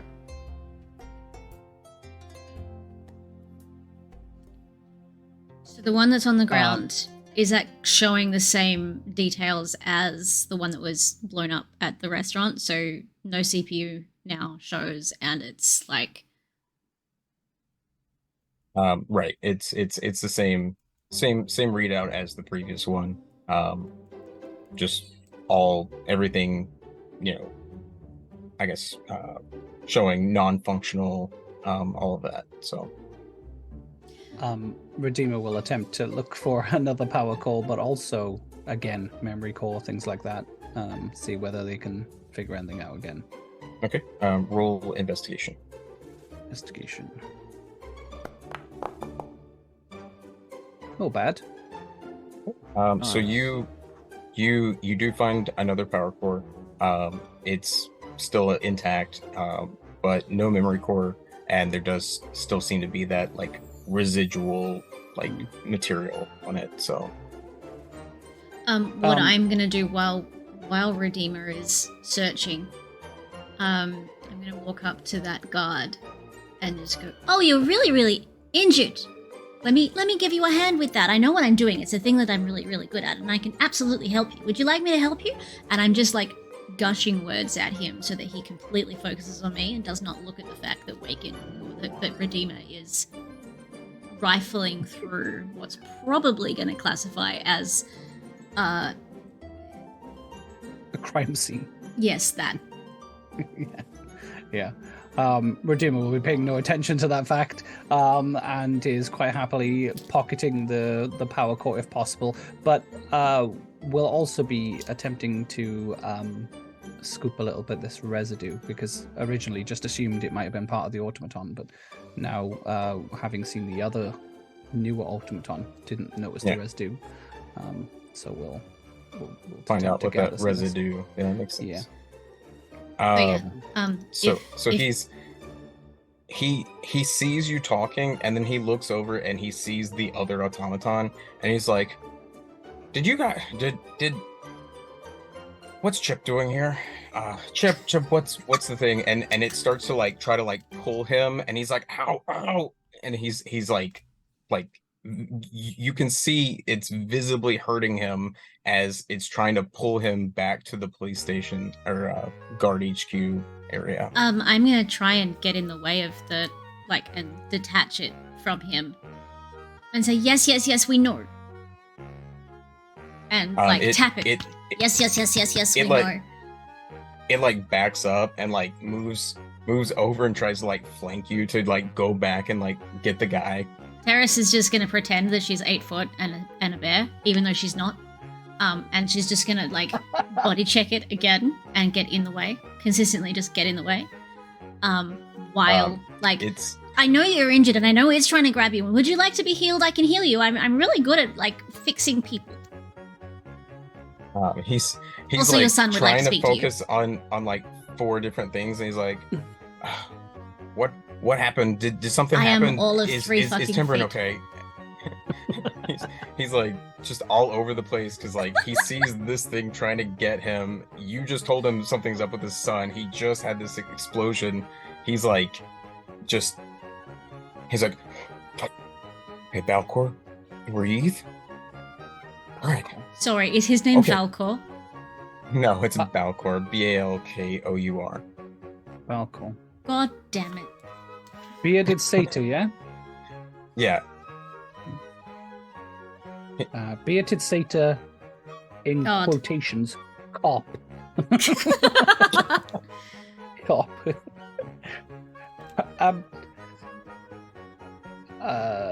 Were you going to say something about the residue? Sorry, while this is going on. If not, I'll move along from that because I don't want to stop what Teras is doing, but I'll know I'll forget. Do investigation on the residue. Oh, it's been rolling really well. Okay. So you can tell that it's organic residue, but you can't really tell too much other than that. Am I able to gather any? Was it too difficult to like scoop some? Well, you already got a sample of it. Is that sort of by gathering the parts that I have and stuff? Yeah, because it's like a, I guess, like just like a goopy kind of residue. So okay, I'll pocket the other power core if possible, in the same manner, and then attempt to come and assist Teras. But that's it. That's my involvement. So as you're doing that, Chip turns around and like looks at it when it starts to go like item, added, and then it's like bleep beep, and it just kind of like turns around and like looks, and then turns back around and goes back to trying to get Balcor. Wait, so Chip reacted to what I just did? You've been spotted by a police Did I droid. notice this? Dun, dun, Did I notice this? No, they're coming for me. I'm a fugitive. I was gonna say, it depends. Would I have I noticed guess- it given that I am fighting off Chip? Yeah. You would have noticed that you didn't have to body check Chip for a moment, and probably glanced over to see what the deal was. So.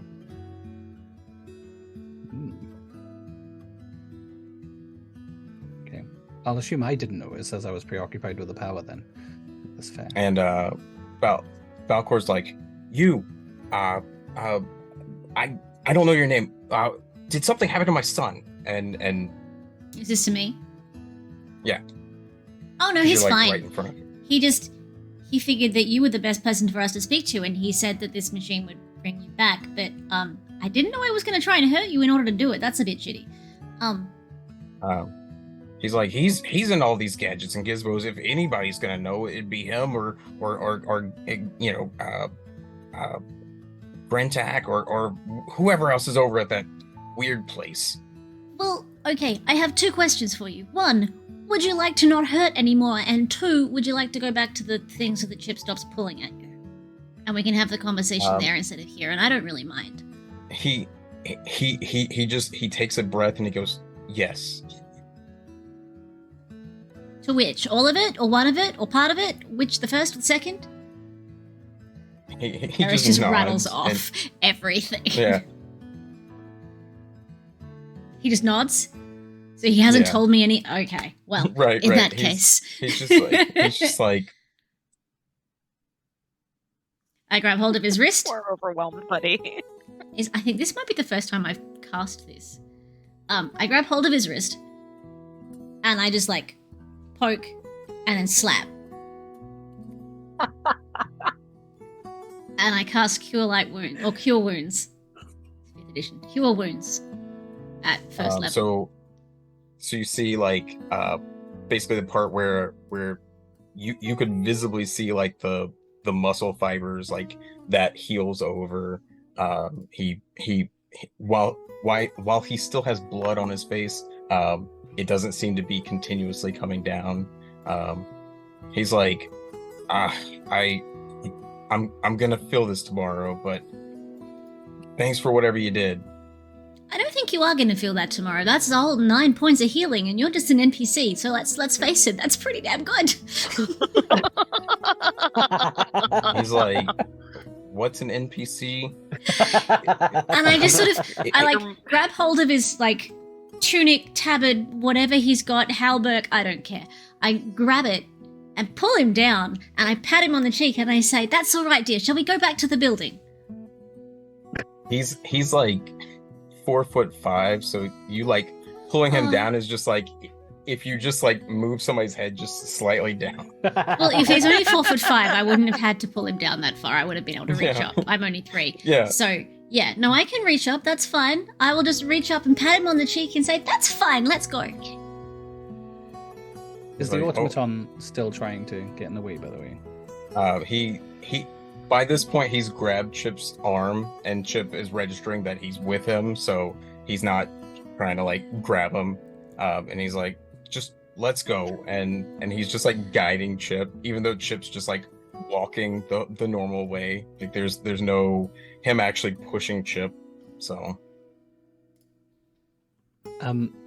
as I assume we're all gonna follow along, I'll look around, see if anybody has taken an interest in what's going on. If there's anybody else around, any other automatons, perhaps, things like that. Generally try and look around. I was gonna say in the area that you're in, you do see other automatons. They're just doing work. They're sweeping the debris up that was just, I guess, blown up. They're sorting materials and stuff. Just basically normal labor that you would see them do. They're cleaning up the broken automaton. Yep. Are they using their own limbs to do that, or are they using tools? They're just basically using I guess shovels and other equipment to do it. So. Okay.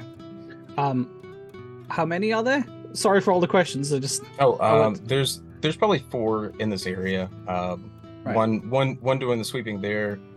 One just basically going through and I guess tidying things on the street. And then 2 that are just kind of looking for things to clean and keep tidy. Okay.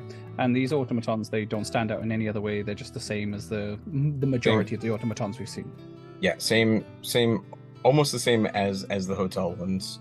Just obviously probably a little less fancy, just because they're out and about doing sweeping and stuff. So. Okay, thank you.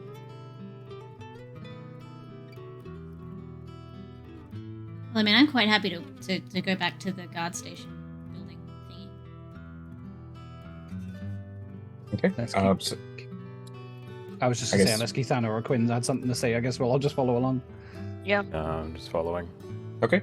So you're back at the guard station, the guard core HQ. You walk through. You see the same guy before. He's talking with a family, and he's just filling out paperwork for them. There's a bit of a line now, and it's just looks almost like if you went to the DMV, there's just a line of people just waiting their turn to get things filled out. So bureaucracy. Yep. Does the kid look flummoxed or what's the word I'm looking for? Overwhelmed? Is this the sort of thing that he's used to, having this many people come to file reports or do things?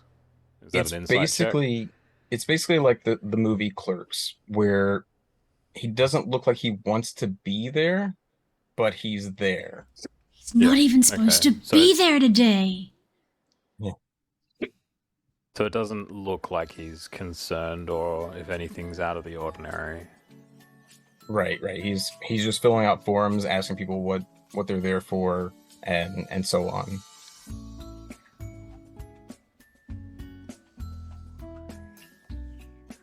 Balcor and Chip basically walk past the line, and he looks at his son and he's just like, "Okay, you're okay," and just continues to walk past, back to the back of the station, and his son basically just like looks and like rolls his eyes, kind of that like as if you care kind of look.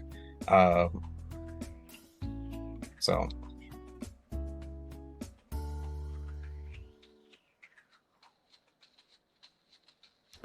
Are we following Balcor?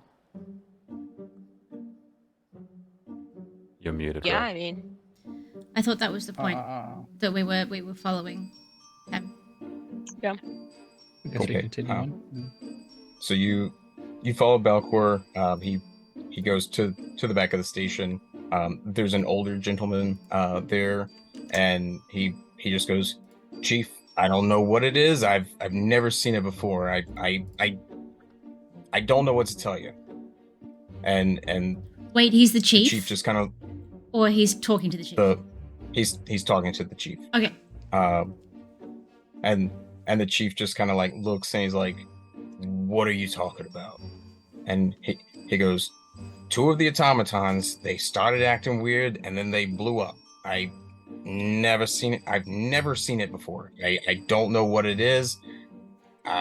You need to get with Grantac and see what the deal is. I don't know if it's their whatever they're doing to these things with the gadgets and the gizmos. They're faulty." And the chief is just like, "Faulty? They've got quite the track record. I've never seen them have an issue."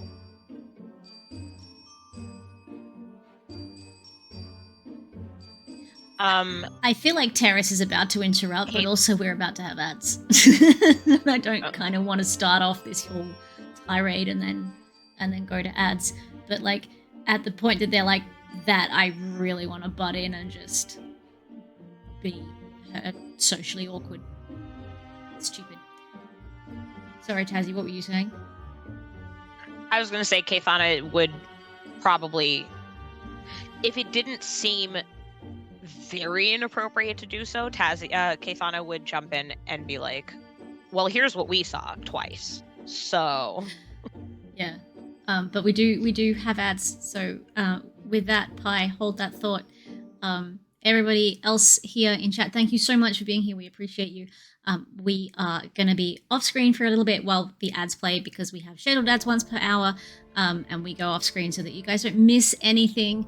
We try and make the content accessible for everybody. So please take this opportunity to have a stretch, grab yourself a fresh drink, look after yourself, do a bit of self-care. We will be back in a couple of minutes, and we'll see you soon.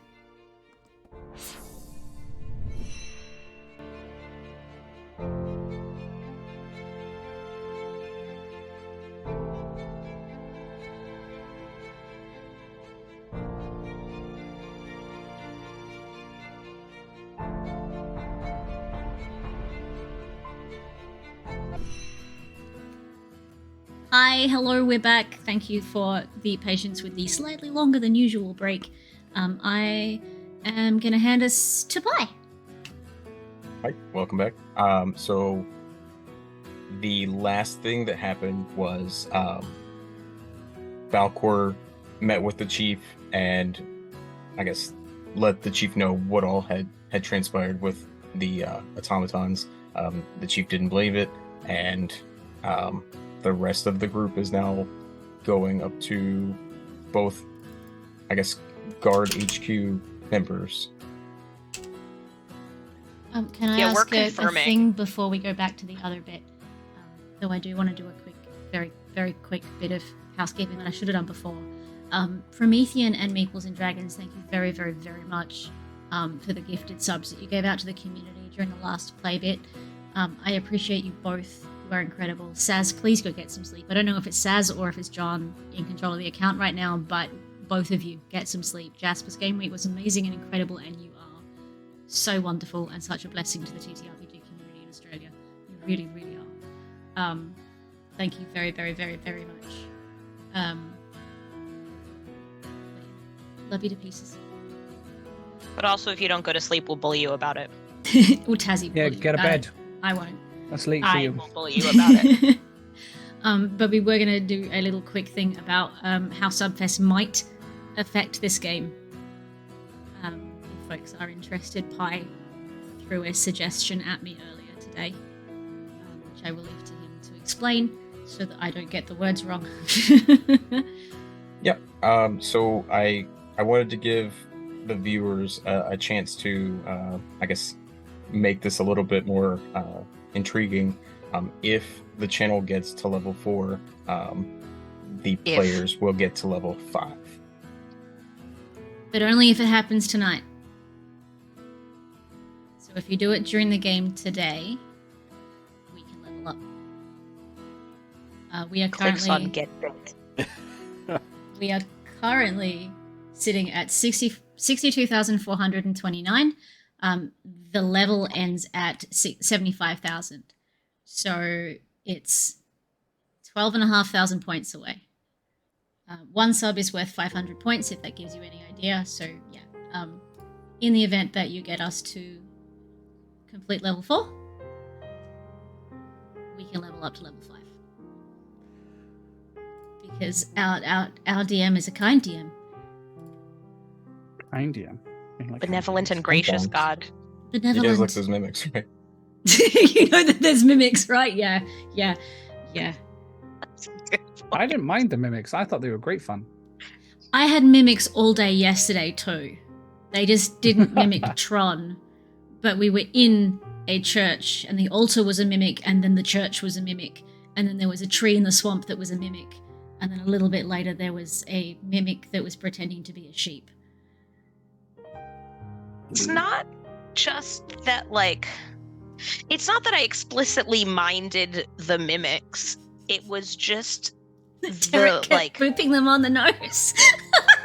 just the repetitive, like they did not fucking stop. If we had gotten up there and right away was Mimictron, I would have been like, oh, okay, fine. But every 5 minutes, another fucking mimic. Spectral Merlin actually helped you get one of those mimics last night. Thanks, Spectral Merlin. Spectral Merlin was great. Just want to say that. Yes. He was quite purple. Pepperoni. Which is the best color, so. Oh, Spectral Merlin. Blonde.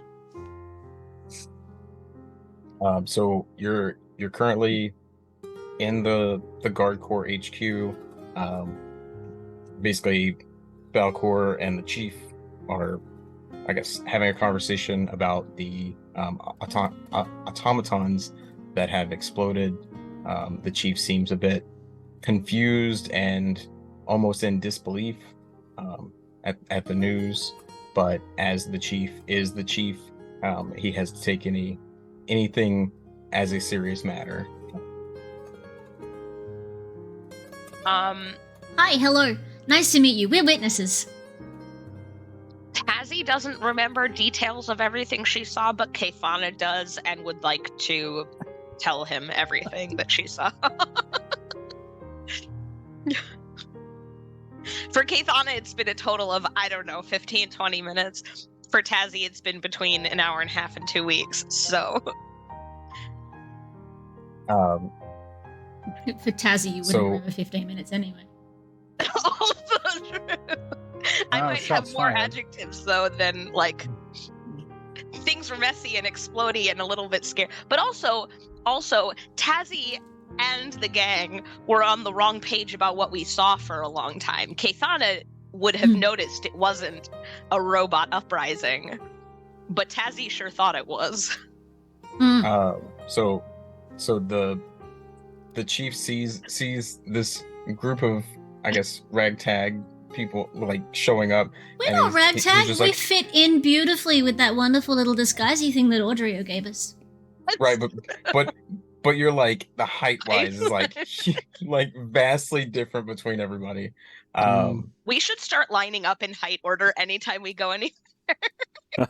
Just for the lulls.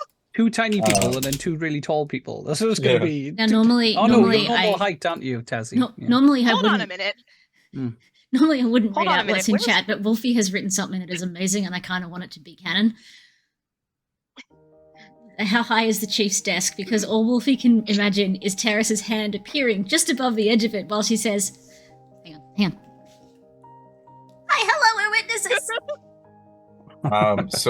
So the Troy, chief is Troy, also a satyr, Troy. so it's a short desk, unfortunately. No. Troy. But the chief just kind of like looks over, and it's just like this, like looking up, looking down. And he's like, "Who let civilians in here?" And like he's like, "My grandson needs to work harder." Oh no, it's a family thing. Oh no. Hold on. Waken, do you Separate have cheese marshmallows? Because now I want marshmallows. No, it's banana. It's a banana I'm tearing apart. Sorry. Okay, I can see how over like the distance of webcam banana would look like marshmallow, but now I'm imagining banana marshmallows and my mouth is unhappy. Wait, Unhappy gone. because you don't Oh, there's have Pi. those? Or... Okay, I'm back.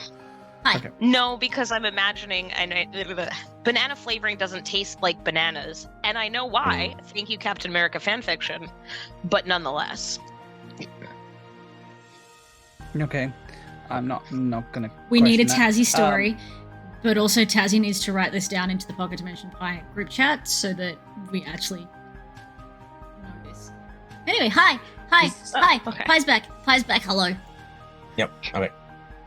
Oh, that was my door. I'm sorry. I gotta get that. Yeah, it's kind of the situation that you said.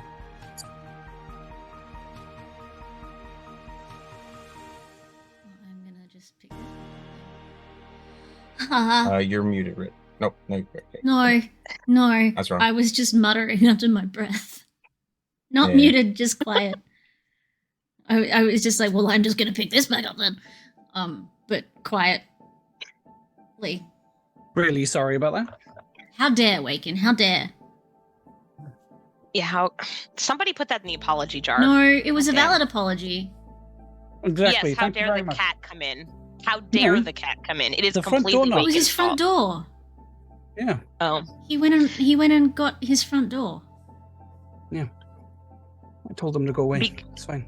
I didn't. It was That fine. is It was a also, delivery though, or something. not his fault. Like, he didn't say to himself, it'd be fun if I walked away now to go answer the door. That'd be like the perfect thing to do at this moment. Fine. I mean, he- Instead of sorry, it was an excuse me apology. He There could you have go. just yelled and like, "I'm busy," rolling dice. And sounded really happy about it. I feel like there was something I was going to say before I left as well, which was, oh yeah, I wanted to confirm. Is this then, so the Satyr cop is Balcor Pentir? Yep. And so therefore the captain is a Pentir and the grandson is a Pen. Okay, cool. Yeah. Thank you. Chip is your It's top. like a pentagram. What is? It's a pentagram. Wow. Maybe. Hi. It's all the lines connecting from one to the other. We need a pun for pie. God damn. Tazzy, why are you throwing 1,000 bits in the chat? I want to level up. I considered Why? that cheating. I was sitting here going, I could I do could gift stuff. subs. Yeah, I was thinking the Yep. same thing. Yep. It's cute that you think I'm not in the middle of gifting. Oh, Well, I was given a clear path. I mean, it's not in the rules. Yeah, that you can't. how many was it? Tazzy, that's 10 gift subs. I can count. You think I don't know what I did?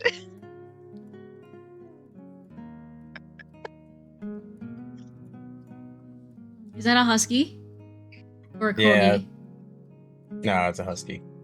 Corgi wouldn't be this tall. Well, Can I you don't know. imagine? It could have. maybe there was a ramp or a step ladder or something.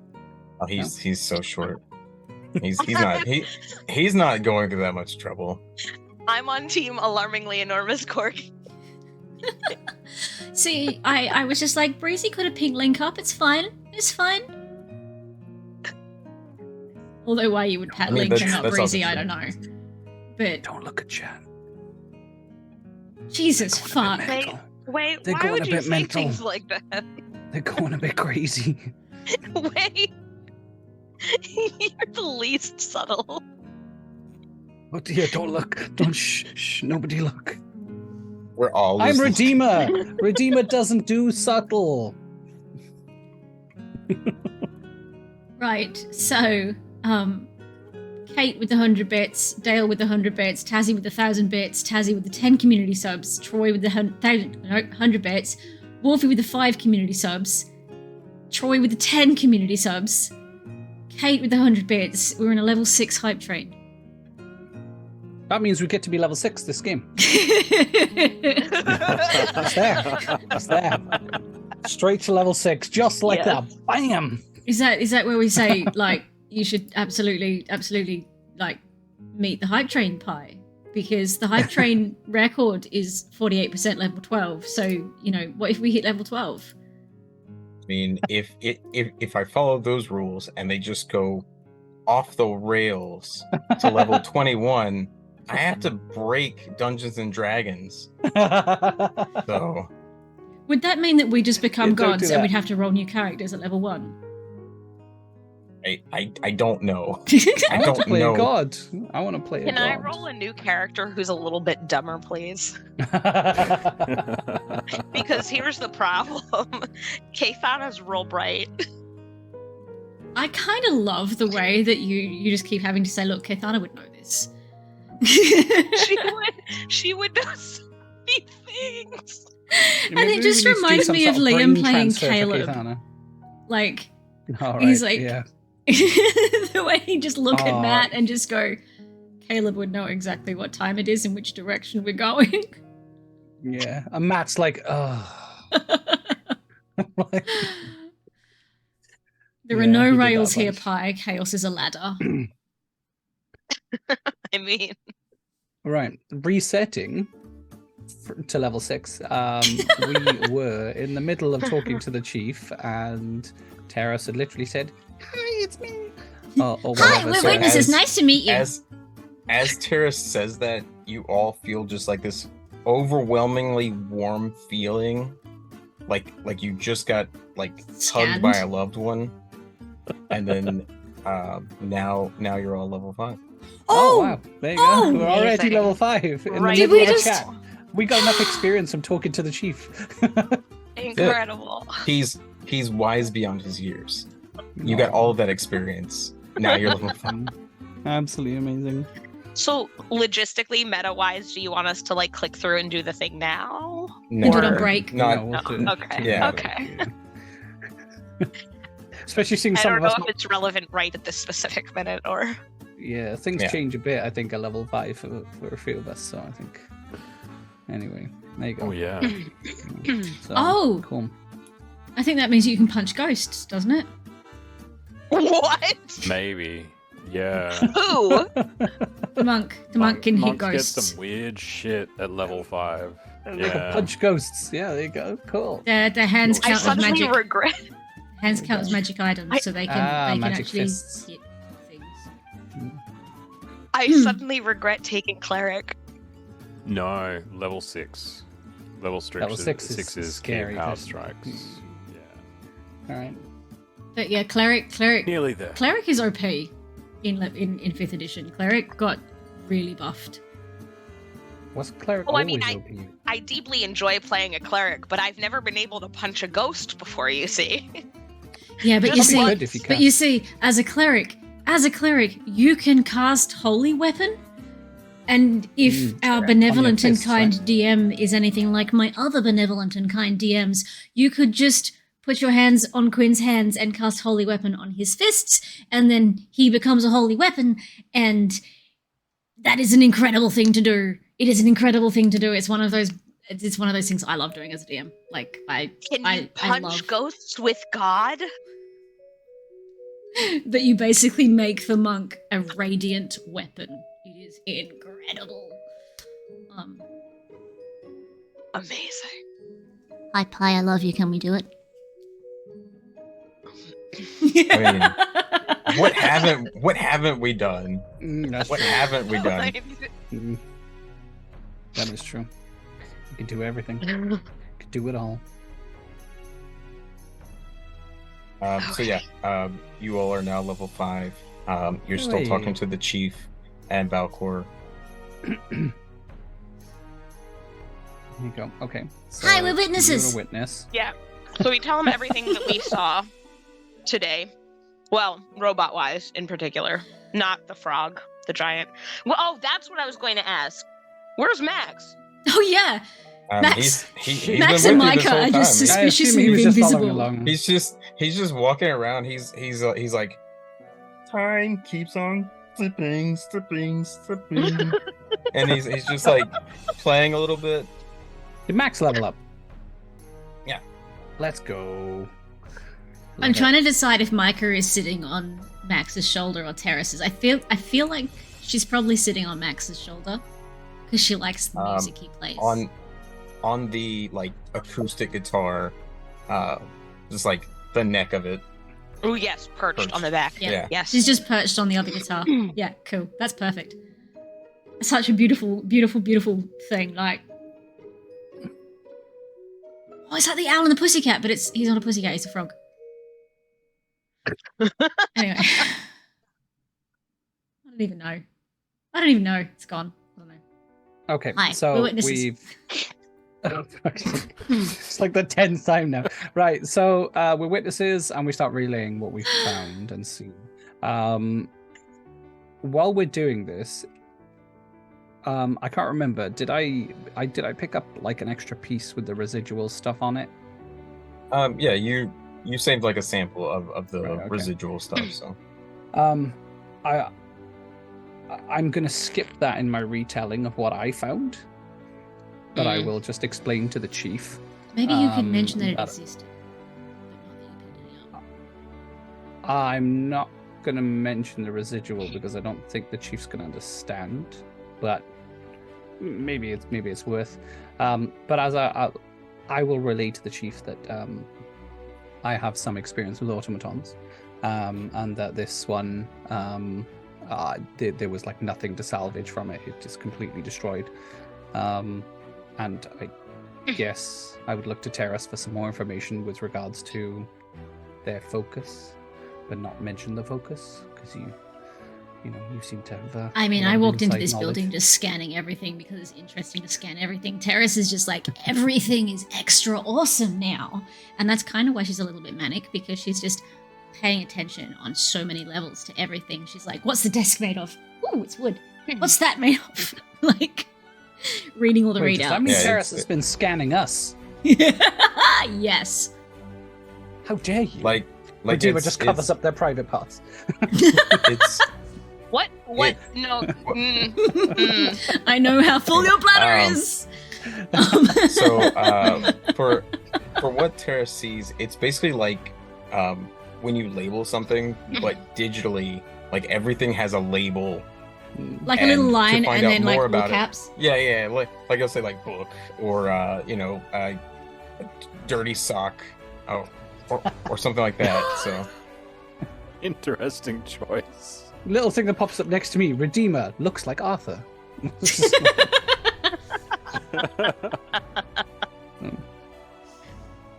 Oh well.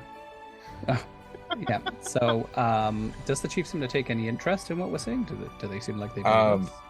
so the chief looks at Balcor and is like, did you get any like samples or anything, and Balcor's like, well no, I was busy and then Chip came and he's like, you're always a disappointment, and he's just like, Wait. Okay, Balcor. I'm sure you gave me something to a sample for me to look after for you, right? And then Redeemer will.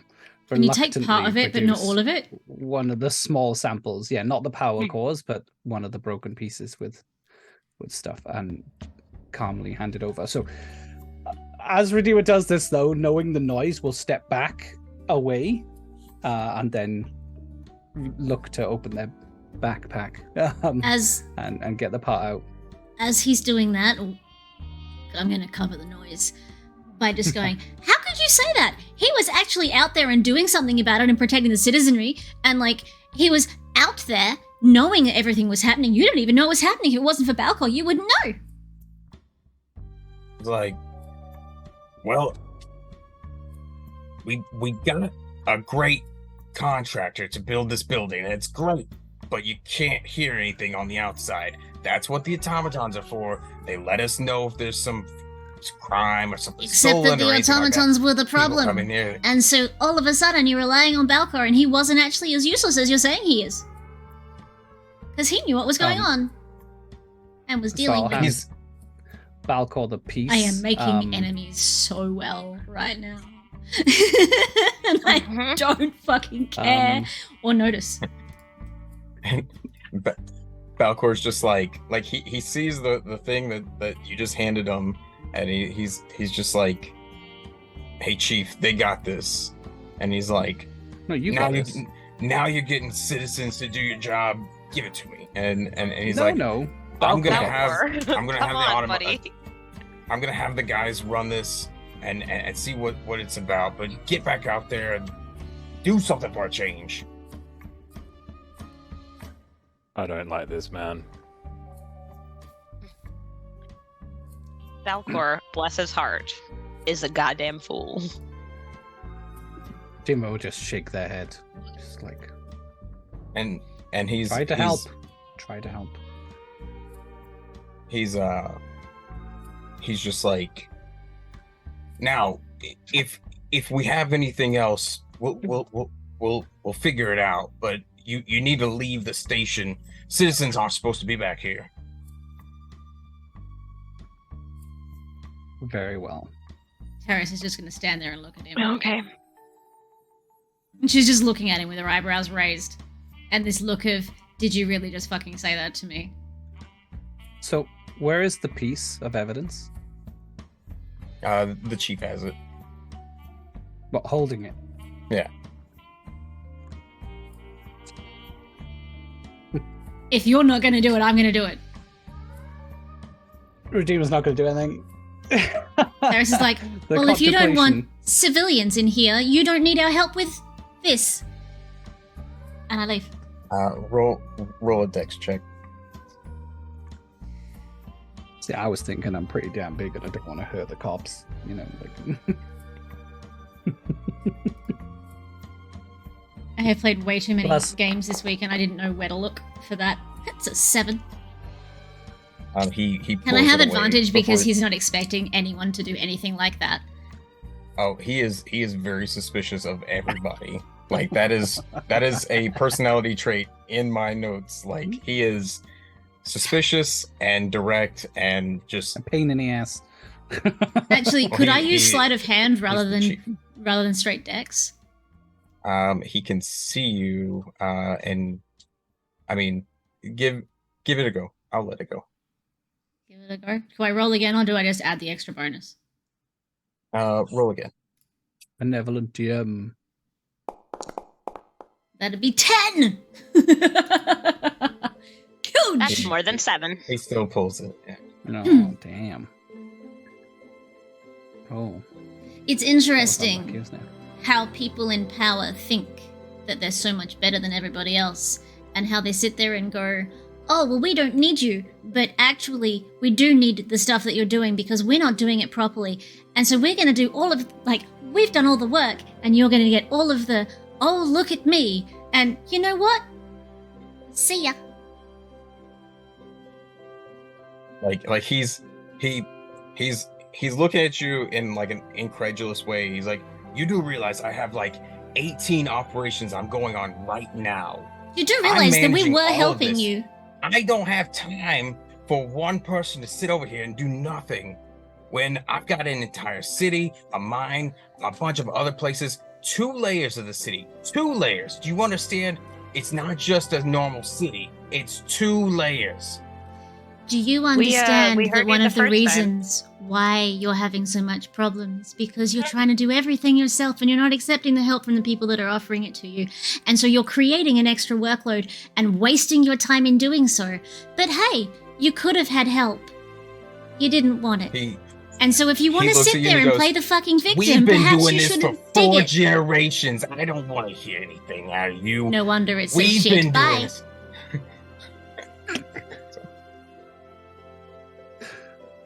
He just like walks off, like sits it, like goes into his office and like sits down. And he's just like you see the door slam, and he's just like the blinds automatically like close. As I'm leaving, I'm going to look over at Balcor and just go, I do hope that everything doesn't hurt anymore. If it still hurts a little bit later, you can come and find me and I'll help. We're probably going to be staying at the seaweed place. What was that place called? He's like he looks over and he goes, the Sleepy Seaweed Yeah, that Restaurant sounds right. and Inn. If you need us. Yeah. If the burns are still sort of sore, come find us. It's fine. And I leave. Okay. Like I actually leave. He just kind of like you can tell he's visibly irritated about having, I guess, had a talk from his dad, but also like the day he's had. So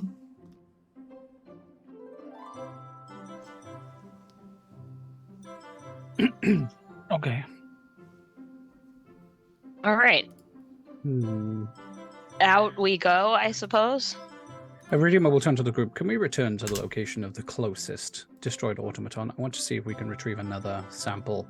I do have a few other little bits and stuff, but that was the largest sample. I thought it would help Balcor, but guess not. Yeah. I think that's a good idea. Okay. Hey, Redeemer will lead Redeemer. the way and retrace. Go on. Are you not slightly worried about integrating with the dodgy parts? Like, what if it's a virus and you get sick? From what we know of these automatons here, they have no sentience whatsoever. So whatever is affecting them is likely just taking over that part of them, their programming. I don't have programming. I am me. I'm not worried about that. However, if I do become a problem, and it does seem to overtake me, I would highly recommend staying away from me. Well, I mean, that would stand to reason given that they go boom. Oh, I'm not too worried about me going boom. These automatons seem to have been relatively erratic and borderline aggressive when they were malfunctioning. If I start malfunctioning, I happen to have a rather large sword on my back, and these automatons did not. So it's I'm a rather suffice large to bear when say- I want to be, though. So perhaps between the two you of us, we are. can keep you safe. You can give it a try. You certainly can. And my experience with bears is they are very strong and powerful, but they also tend to be squishy. You have to have the right sort of weapon, and yours is not. Did you just insult my weapon? No, I just said it's not good for bears. Well, your weapon is purple and pulsing. And completely incompatible. and it's got that knob.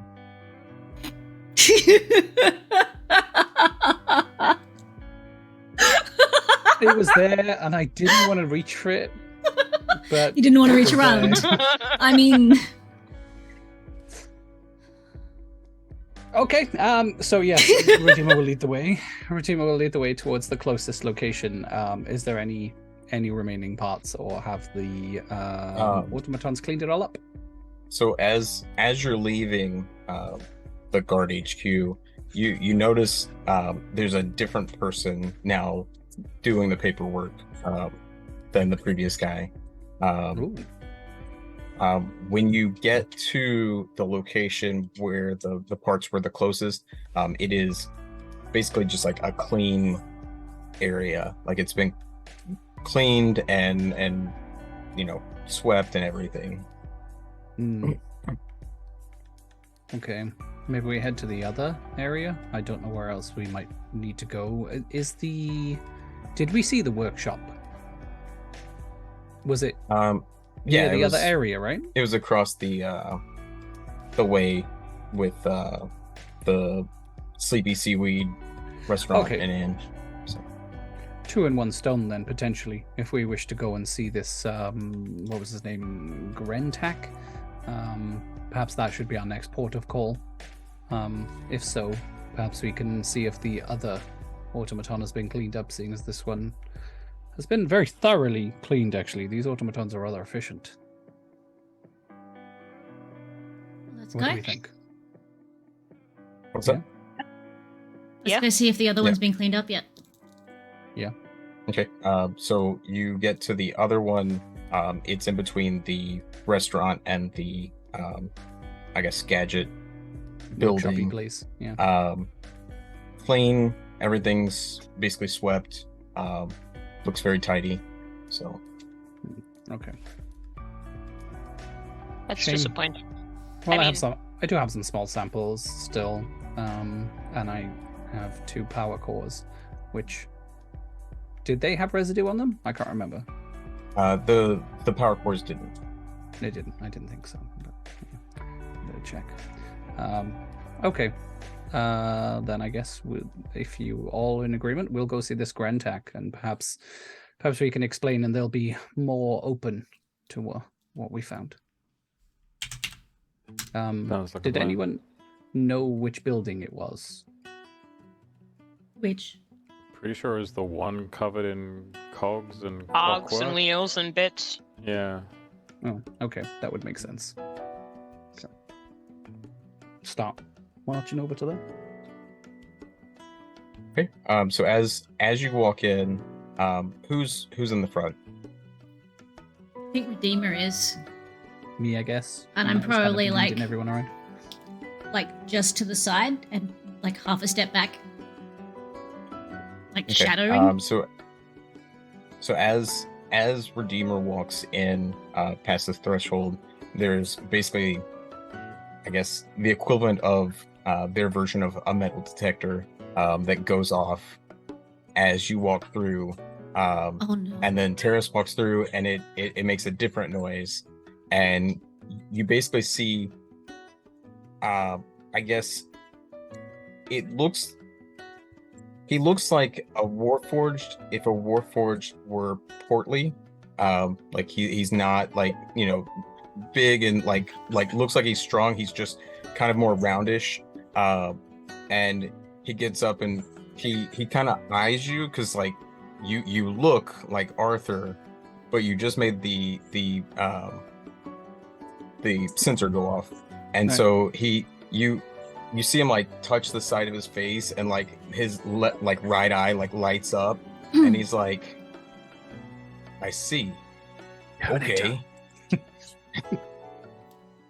He's like, what can I do for you? So is he actually a Warforged? Does he have Yeah. So does he look like Redeemer normally does?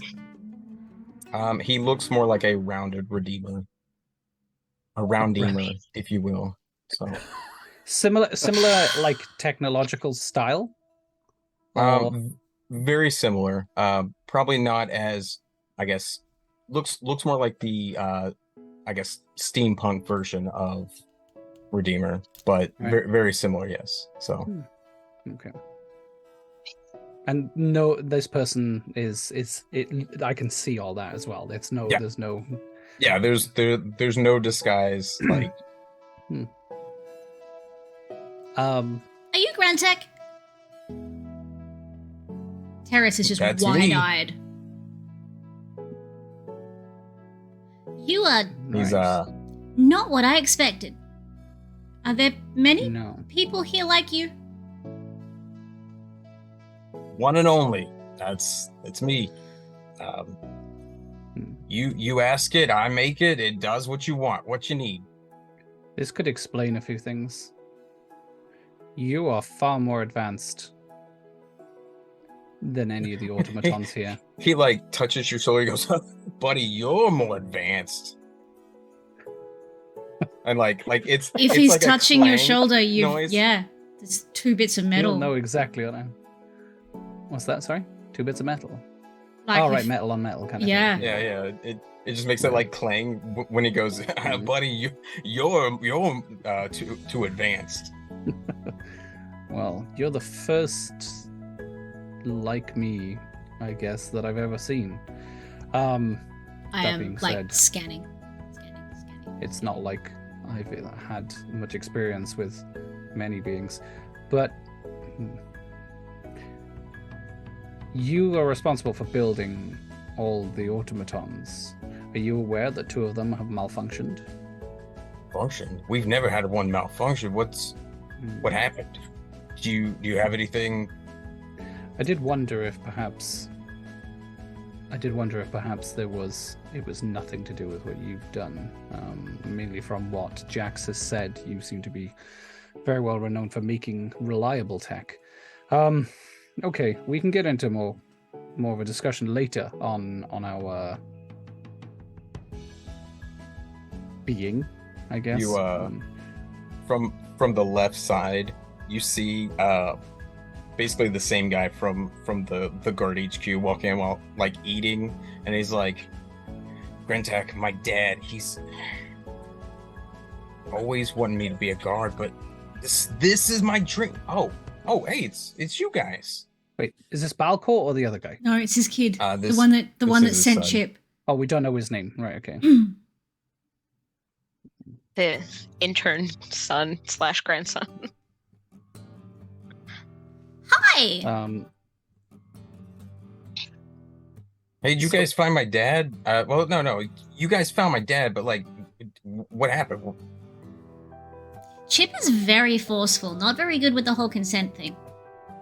Well, yeah, I probably should have put the oven mitts protocol in there. He gets a bit handsy. It's just called an oven mitts protocol. Oh yeah, it's a joke. We put things in there. Nobody reads the comments in the programming, but sometimes you'll see it, and it's just good laugh during a mundane kind of day. Your grandfather is the chief of your security forces. Are you aware of how badly he treats your father? Yeah, that's kind of how it goes for all the men in my family. Right. Okay. What about the women in your family? Mom's great. Nan, God rest her soul, but I'm kind of intrigued. Just the way that you said it.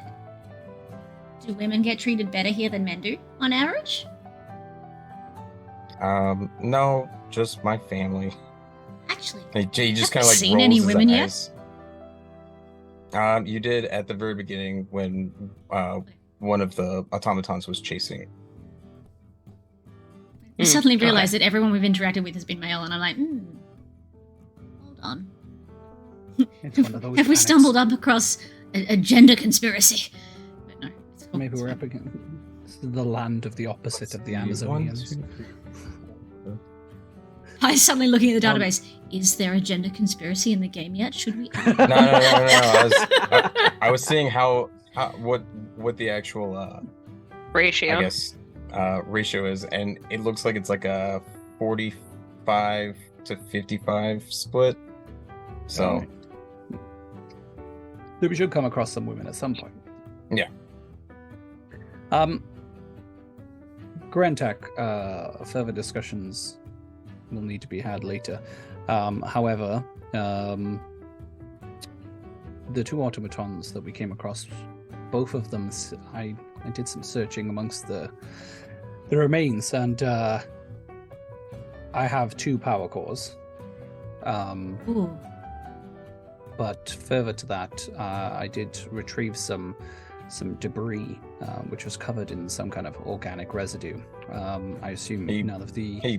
he like raises what appears to be an brow. eyebrow, but it's not actually the eyebrow. It's like I Like- guess mechanical, Like a piece of metal. Yeah, it's just like an actuator. He's like organic. Yeah. It didn't seem like it belonged there. I was going to ask you if and you use organic material at all. I would assume not. I didn't see any traces of it in the other automatons I saw. However, if it was internal, I wouldn't have been able to anyway.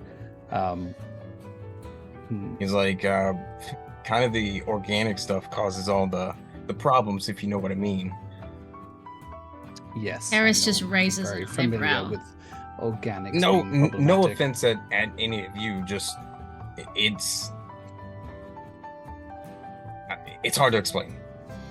I'll be honest, I'm quite relieved to see that you are responsible for the construction of these automatons. The last thing I'll say before I let others perhaps share their experiences is that I have these small bits remaining. I gave the larger piece of evidence that I had to the chief, and Redeemer will produce the small bits. We'll make no attempt to hide the noise. We'll assume that perhaps being what they are is fine around Grantak, and with the other person being present and seeing what Grantak is, won't necessarily try to hide their like self now. Grintek can see your actual form with his eye. For all of us? So like he because it's basically an optical thing, so he's just scanning with like a spectrometer. So so I'll hand over like the small little bits I have with the bits of residue, or offer them out, I should say. And one last thing, with regards to these power cores, they seem to have I don't really know. They seem to be giving me some sort of power notification when I stored them. I'm not really familiar with what it's doing, but they seem to be secure and safe and contained. If you do require them back, I can hand them over.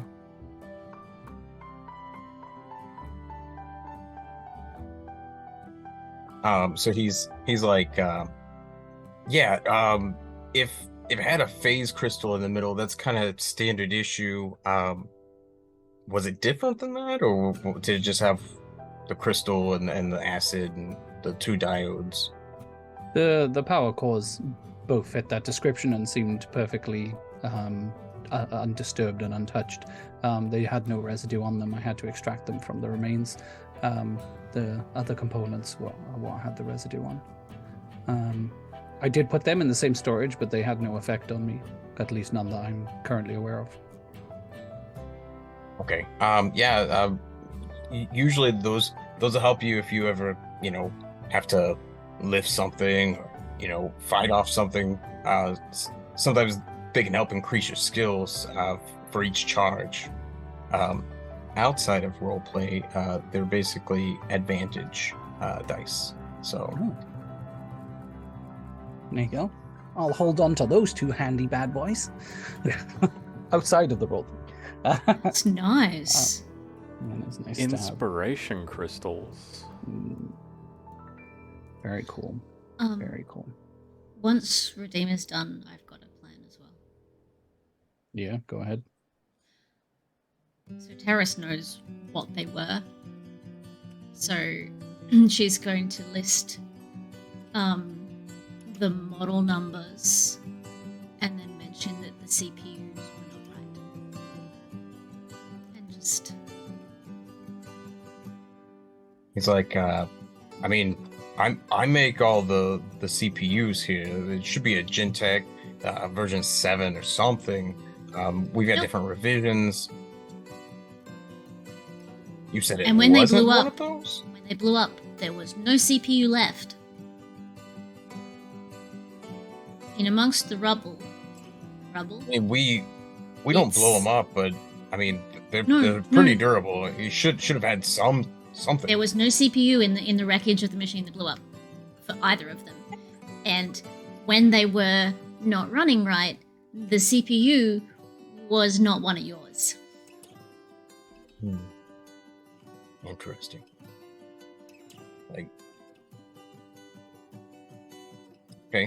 Okay. Also, what the hell is his readout for Teras? Because Teras is intrigued. But we have an ad break. She wants to compare like model numbers between the two boys.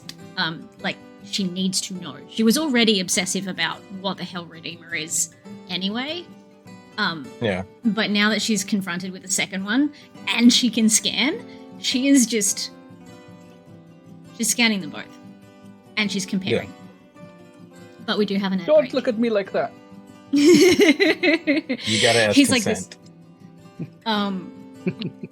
But yeah, so we have an ad break. We go off screen while the ads are playing so that you guys don't miss any of the game. We keep all of our content as accessible as possible. So take this opportunity to have a stretch, grab yourself a fresh drink, take your meds if it's time for meds, and we'll be back in a couple of minutes once these ads have finished playing. See you soon.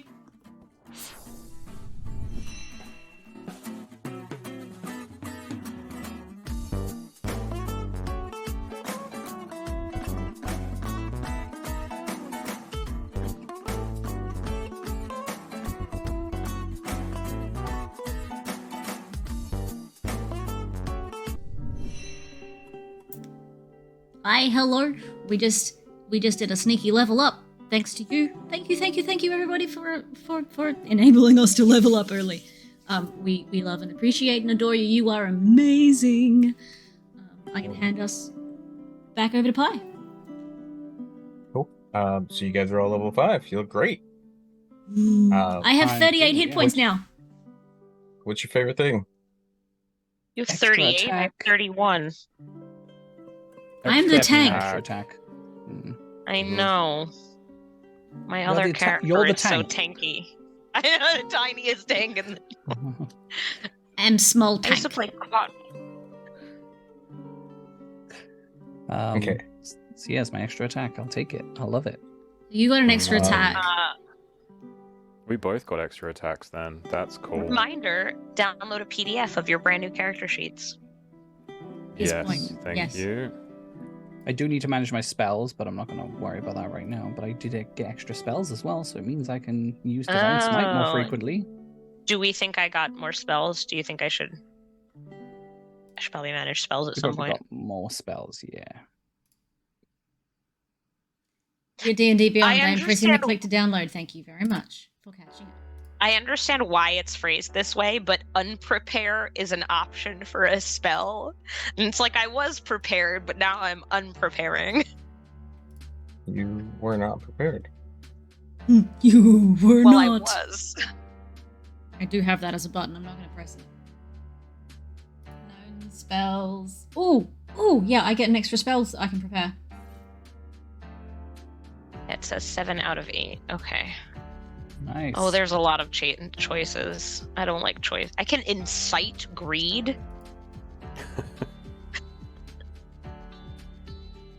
Incredible. I That's just crazy. imagine someone's like eating their Oh. lunch, and then Kithana like does incite greed, and they're just like, "I'm gonna go get another one." Just start buying more food. That's sort of I gluttony. just got the perfect Can I spell. incite- All of the 7 sins. I mean, greed's at the center of everything. True. What'd you say? I just got the perfect spell. Oh yeah. Water breathing. Mm. Nice. 10 willing Quint creatures punch you ghosts. can see within range, and it lasts 24 hours. Ooh, That is- amazing. You can let all of us breathe water. Oh, chef's kiss. Perfect.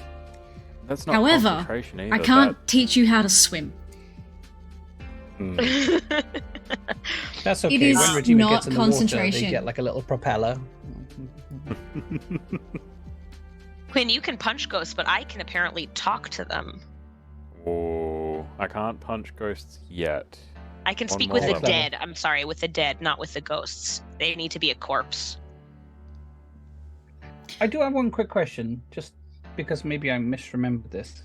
I don't have to prepare my spells as a paladin in 5e. They retained that, right, from the older D&D. Basically, a paladin knows every spell possible for a paladin, and then they can pick which one to cast, as long as they've got a level for that. It's how clerics work as well, right? No. So clerics know all of the No. spells, but they have to prepare them. So your prepared spells are what you can choose from to cast, but you can change every night which ones you have prepared. Right. Does Okay, a paladin I have know- to do that? Because I was under the impression paladins know all the spells and they just pick which one to cast. I'm trying to remember. I've played paladin a one shot, and granted, Ari was like a level 18 or a level 20, but I'm just. I Trying can't to remember if figure they're out like a if- bard where they have a limited list and they don't have to prepare anything, or if they're.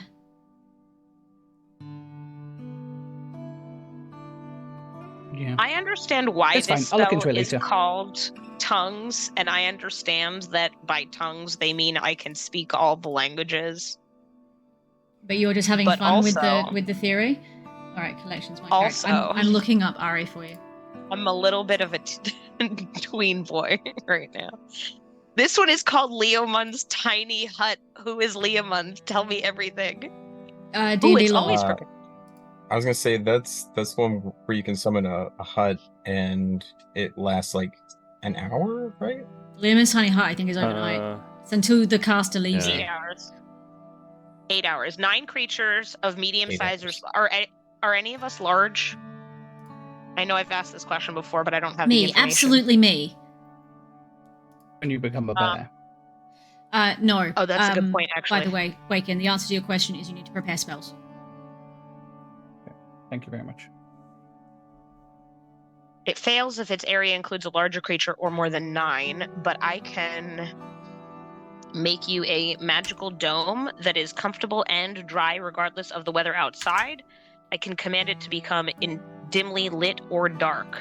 So, safe camping any and every location we want. Of any color we choose. Yeah, we summoned it in one of my games that I played, but the DM had basically the big bad evil person have time powers, and they just sped past 8 hours and it disappeared. So I was like, oh, cool. Lovely. Good times. Interesting. I could choose motivational speech.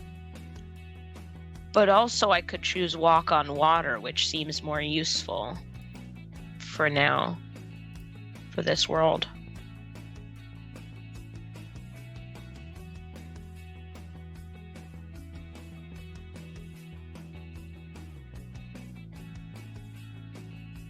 Okay.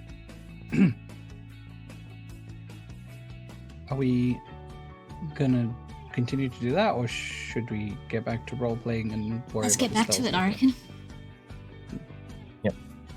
So you were talking with Grintak, and Teras wanted to scan both Warforged. Yes.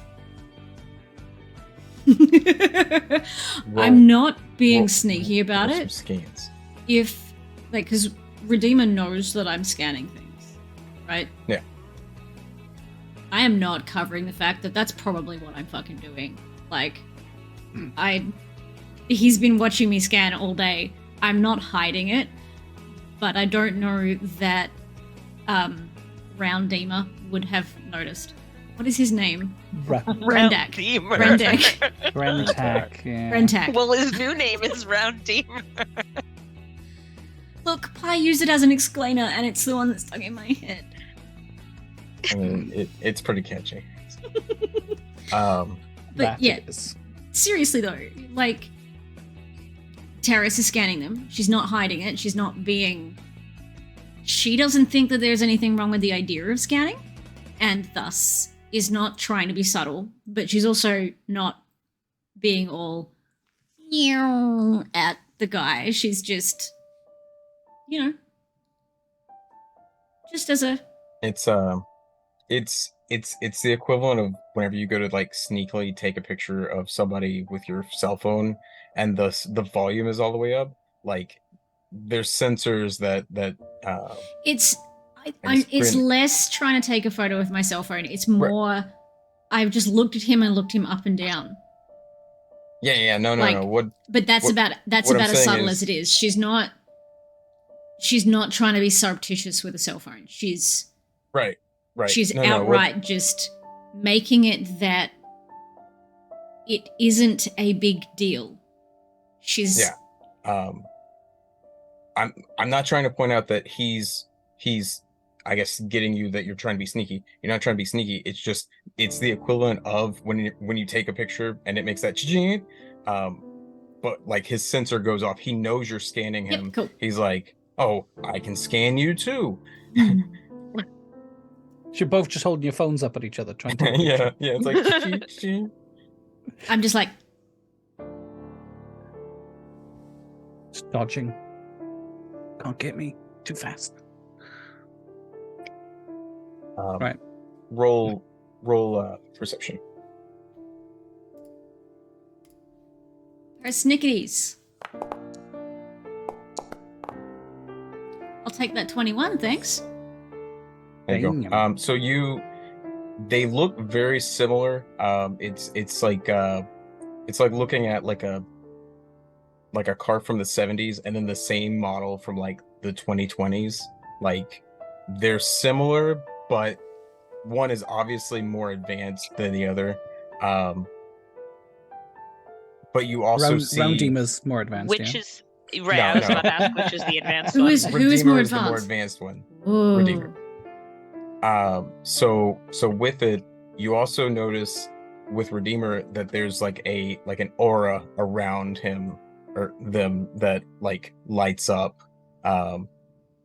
basically showing the holy power that's within Redeemer. Interesting. She's just like writing it all to memory at this point. Does it tell Teras names? Yeah, like it'll say if it's I guess had the name spoken or anything like that.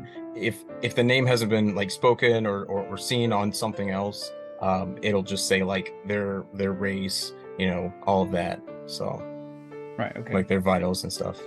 Okay.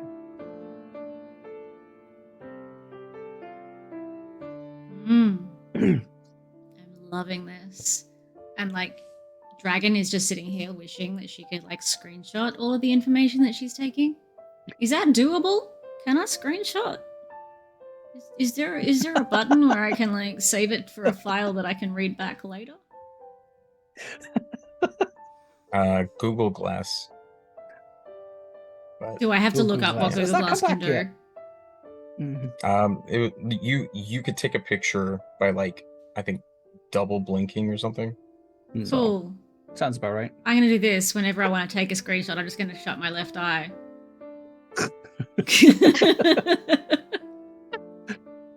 Everybody just keeps staring at the red the entire time now. Just like.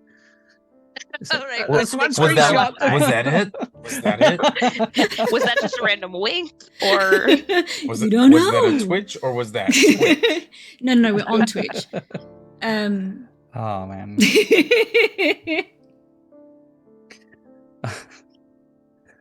Right. So So the question is that the proposition counter? Kate reckons that I'm flirting with chat for subs. Is that proposition counter whenever I wink? Please say it's not, because that's not fair. I'm a photographer who's closing one eye to take a photo. It's normal. It's not what I well, do. it was normal until Kate said it that. was. Yeah, it's not normal anymore. We wouldn't have Um, thought it wasn't until Kate said that. Thanks, Kate. Thanks, sweetheart. I appreciate you.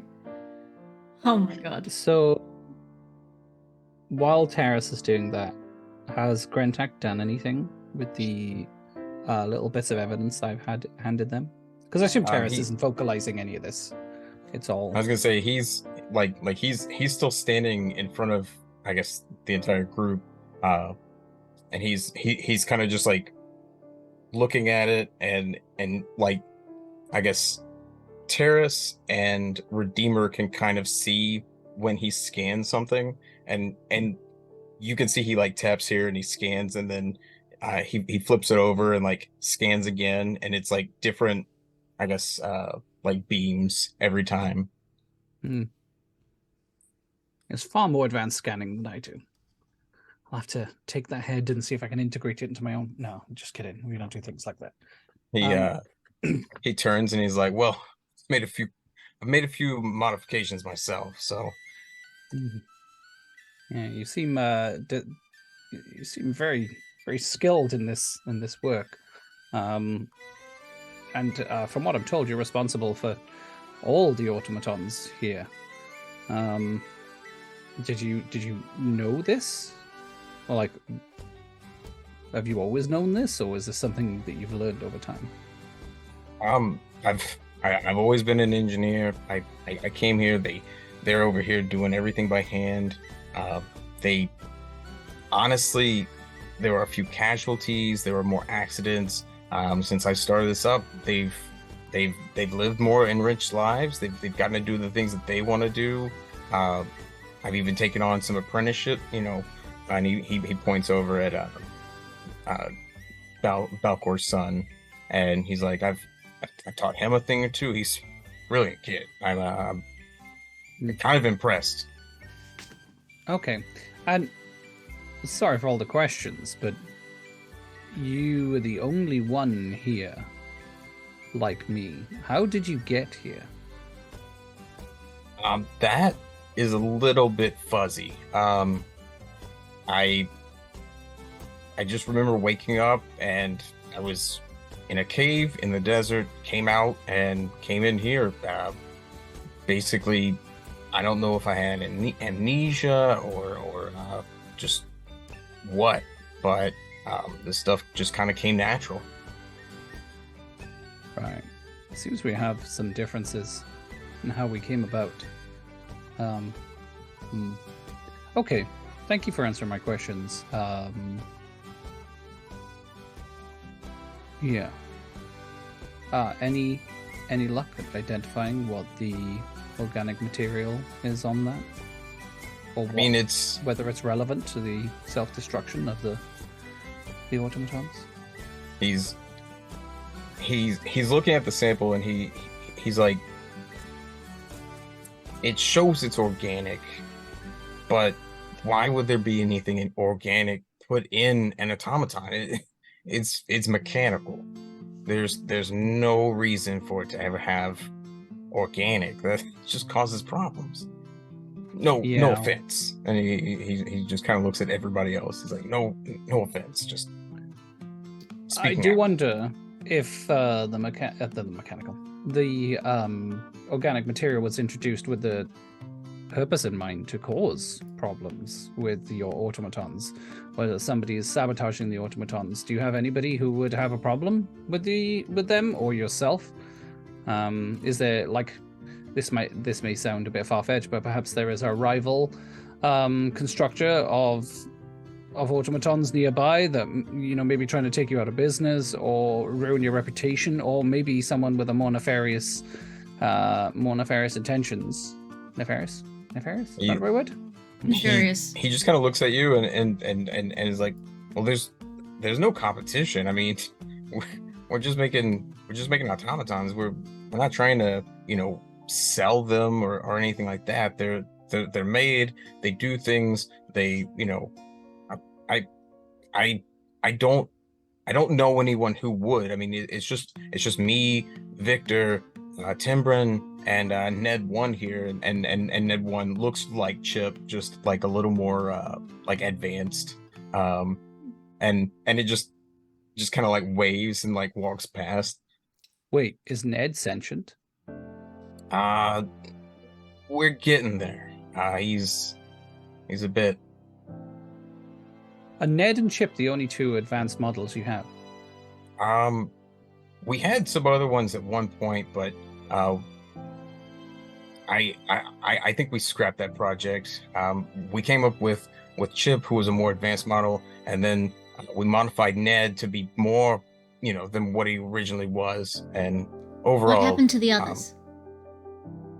I couldn't tell you. We moved up to this. I think one of them got stolen.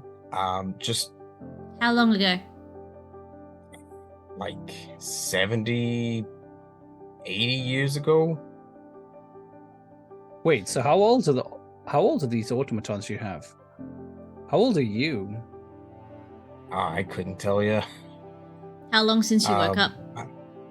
I've been here for, probably say about 85 years.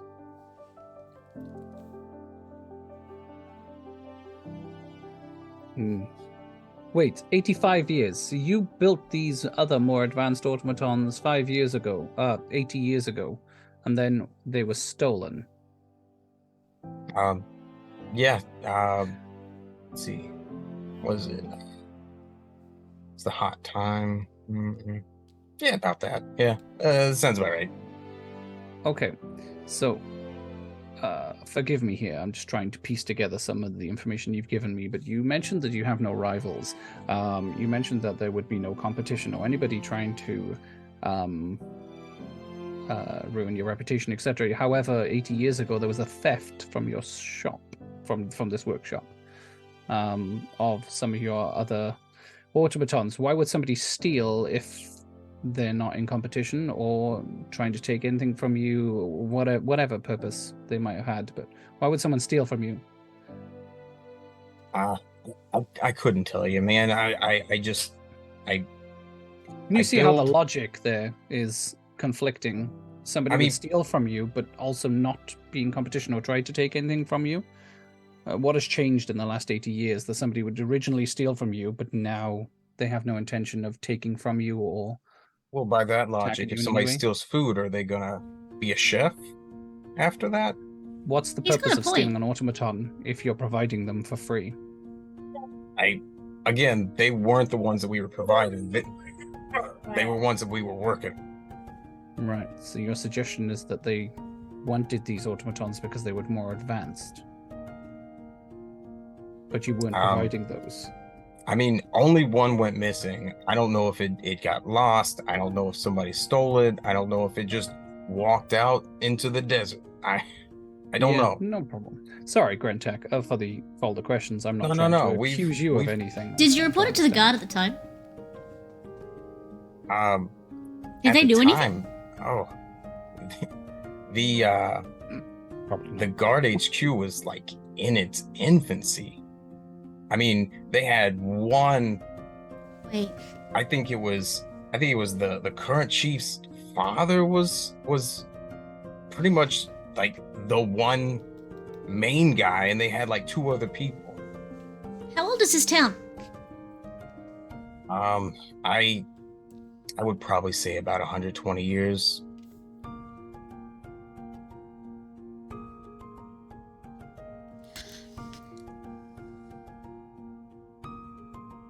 Is there a possibility that the previous automaton that you created left of its own accord? Knowing that it was going to be scrapped? I was going to say, we just now got to the point where they're actually doing things kind of on their own. That's with Chip and Ned here, but everyone else is just programmed. Like, you program them to do a job, they go do the job. They're done with the job, they come back, you reprogram them to do a new job. And it's just a cycle. Yes, but both. But this one that went missing was not that simple. Was part of that program. So what if you just didn't realize that you'd broken through that, and it was sentient, figured out, or sentient enough, figured out that you were going to scrap the plan, which meant you're probably going to disassemble it. And if you were going to disassemble it, then it would leave, surely, to protect itself. I never thought of it that way. Also, one thing we need to consider, Grentek, is that in essence, we are just far more advanced versions of these creations of yours. Yes, we are not quite the same. There are many differences between us, but there must be a point. They are the closest relations to us in terms of capability and design. So they're like your children? Sure, but... Well, maybe what happens when a your child nephew grows and up? niece, but his children. What happens when a child grows up? I should ask that. Can I... Are you a they, them, or a he, him? Or a neither?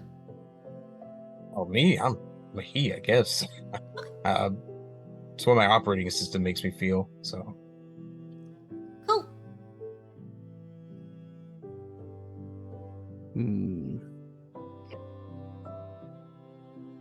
Grentek, of all the automatons that you have, none of them have ever been violent. yeah, we don't program them to be violent. There's no reason. Why would And you they- make an automaton that needs to be violent? It's only going to cause trouble. Sometimes it's about necessity. I mean, we're in the middle of a desert. Like, we need, things that build, things that make food, things that create textiles and other materials. No reason for anything to do any harm. I would like to roll an insight check to see if he is lying. Okay. That's a Ooh. 25. So yeah, he doesn't seem like he's telling a lie or anything. He basically just programs them to do what can make people's lives easier, and Okay. then obviously with Ned and Chip to try to be more advanced for future, I guess, generations of their Yeah. automatons. No, that's good to know. There was a lot of assertions, and I wanted to be sure. Yeah. So this town never comes under threat from anything. This city, sorry, never comes under threat from anything. There's no threats to the city at all. Not that I've really seen it. I mean, yeah, there's like petty crime, but every city has that. Yeah, every city does have that, but it's very rare that there are not other. My experience is there's always an enemy. Now, whether that enemy is a small threat or a large threat, there's always someone up against us. But that is my experience, and maybe that is tainting my mindset. It's very strange that these two automatons have malfunctioned, despite the fact that in your 85 years of being here, you have had no automatons malfunction. In fact, so little malfunction that you're not even. It didn't seem to even occur to you that this could be possible. I mean, you said they blew up. Did someone blow them up? I mean, I checked with them. Not that we've seen, and I believe when we spoke to Balcor, who I believe is the father of your protege here. Has he been referenced by name yet? Can I write his name down? My assumption was it's Victor, but it's not. Is it? No, it's not. It's not. He's not Victor. He's grab it. Because Ned is the other. So Ned and Chip are both automatons. Timbren. There we go. Timbren. Timbren. Sorry, Tim. Timbren. Timbren. Okay. I know you mentioned you had some malfunctions in the early days, but nothing with organic residue, I assume, and nothing like this. Were all the malfunctions in the early days contained within this workshop? I Or mean, were they I've usually been pretty good. I mean, we've had a few, testing things, but I mean, again, those are well within scope. It's within the programming. We take out the bugs, we clear it up, and then it's good. I mean, within scope doesn't mean not bad. It just means you're allowed a certain percentage, right? We try to keep a pretty tight scope, though. I'm talking like 0.0000, and he's just like going multiple zeros down, 1%. Maybe we're in the wrong location to find answers. Oh, speaking of, Teras looks at the chronofinder to see if there's Well, that showed on the HUD, didn't it? Like, I can now see where the chronofinder points when I'm looking through the HUD, right? Yeah. Yeah. How far away are we from where the chronofinder was suggesting? Is it still telling us to keep trying to move, or is it? When you checked, you had entered the city. It was basically pointing towards like the middle of the city. Yeah. And so when you check it now, it's off a little bit to like the right from where you guys are. Is it suggesting it's a long way away or a short way away? Yeah, it's still a decent amount, decent distance away. I'd probably say about 3 kilometers or so.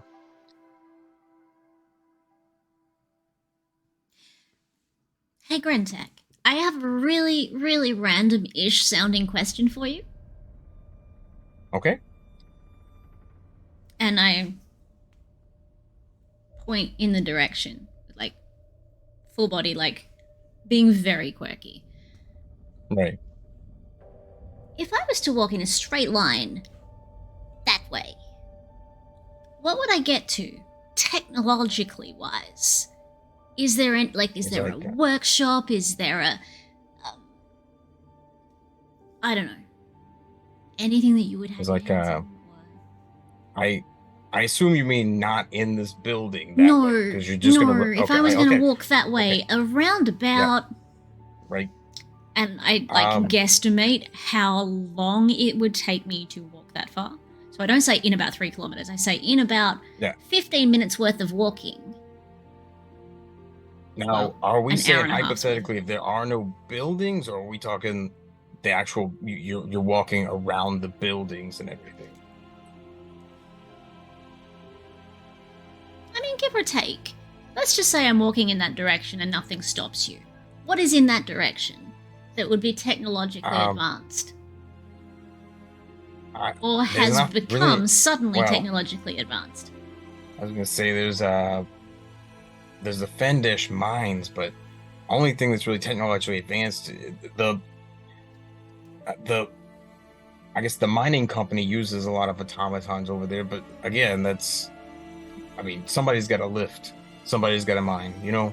What do they mine? They've got foremans. What do they mine? Phase crystals. We use them for everything. Power, we use them for advancements in technology.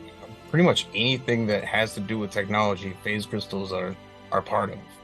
Those batteries that I have, those are the crystals inside those? Are those the phase crystals? Yeah, just small ones. So you don't want to have too big, or else that would be a lot of power. You might cause some issues with your internals. So even ourselves would potentially have some issues with large power source like that. Too big of one, yeah, absolutely. But yeah. I've never tried to integrate with another power source. This is the first time, and I did this by accident.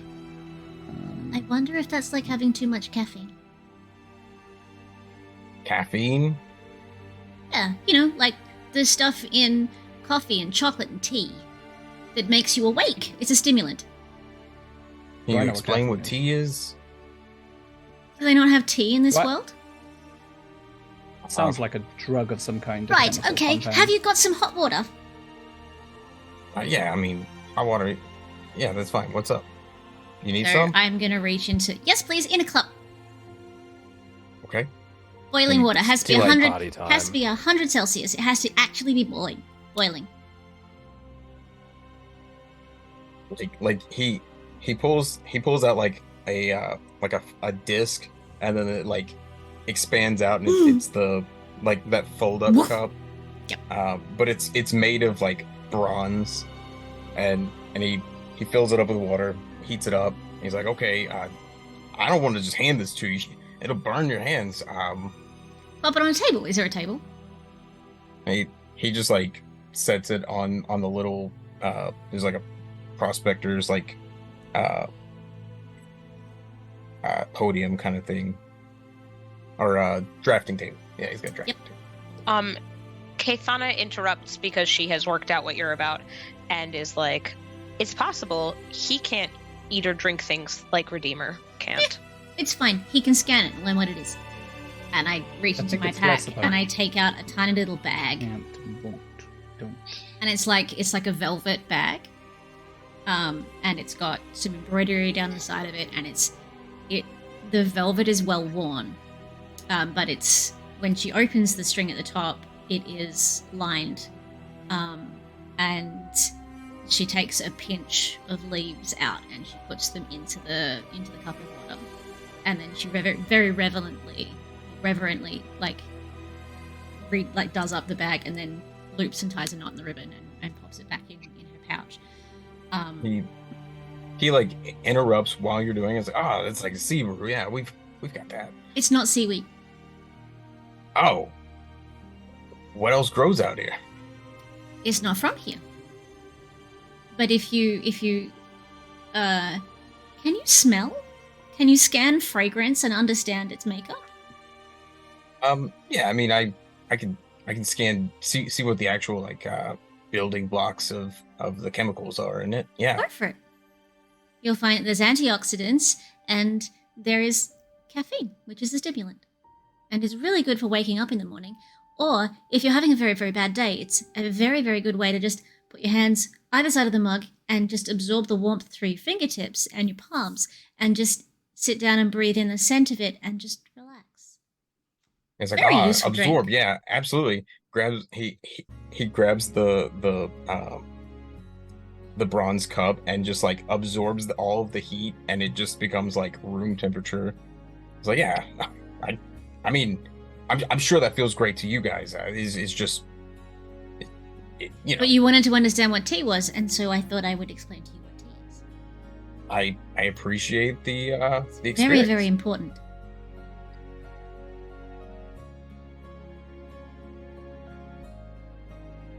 I love that. You Grantac. can take the dragon out of England, but you can't take England out of the dragon. Plenty of tea. We love it. Grantac, how far away from this town, this city, have you been? It's been a long time, but I think I probably walked 100 kilometers through the desert to get here. Is there anything beyond the desert, or is it just desert? I don't know. I got kind of comfortable here. I just started doing stuff, and they welcomed it. So Right, but so you originated somewhere else in this desert, and then walked what you believe to be about 100 kilometers to get to this city. Yeah. And this city is the only thing that any of you are aware of in this desert. I mean, as far as I've been, I've been here this whole time. Right. Okay, maybe I need to question someone else. Are you aware of any other cities or any other biomes outside of the desert? I'm sure there's other stuff. I mean, Victor might know more. He's I love he's how been human she around sounds. for a long time. Victor's been around for a while. He travels a lot. I mean, I'd probably say he's the only other person besides Timber in here that's competent enough to make automatons. Okay. I'm just intrigued as to how there's zero threat here, how you got here, how... Never mind. Like I said, perhaps this is the wrong place to be getting the answers to the questions that we want. However, it has been fantastic meeting you, Grantac. I may have some more questions for you later. Do you sleep? I assume you do not. I'll have questions for you later. Do you sleep? It's more like, when can It's I like, come back? I mean, I guess the question is, do you sleep? I mean, I just go on standby. I take moments to process what I've been through, and just recuperate, because on occasion power levels run low. You need to give it time to build back up again.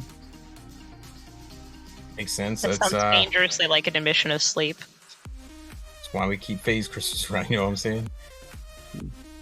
Yeah, I don't sleep in the same sense that biological beings seem to, though. They seem to shut down completely and have no awareness of what is going on around them.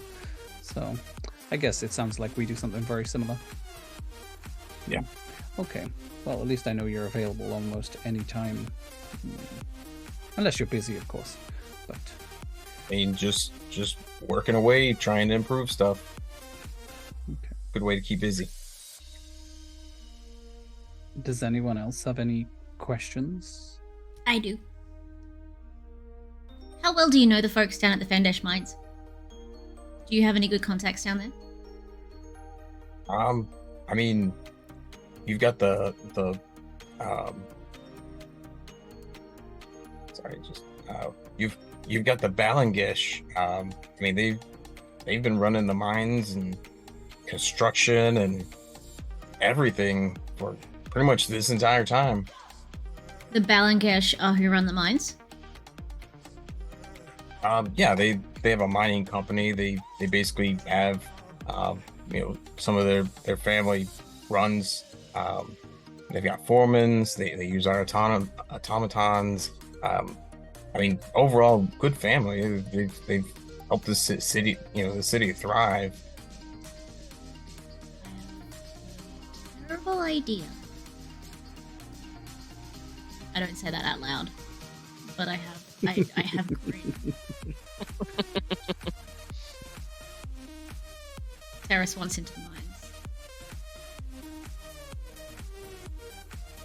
I have a theory, and I'm gonna need to get into the mines in order to figure it out.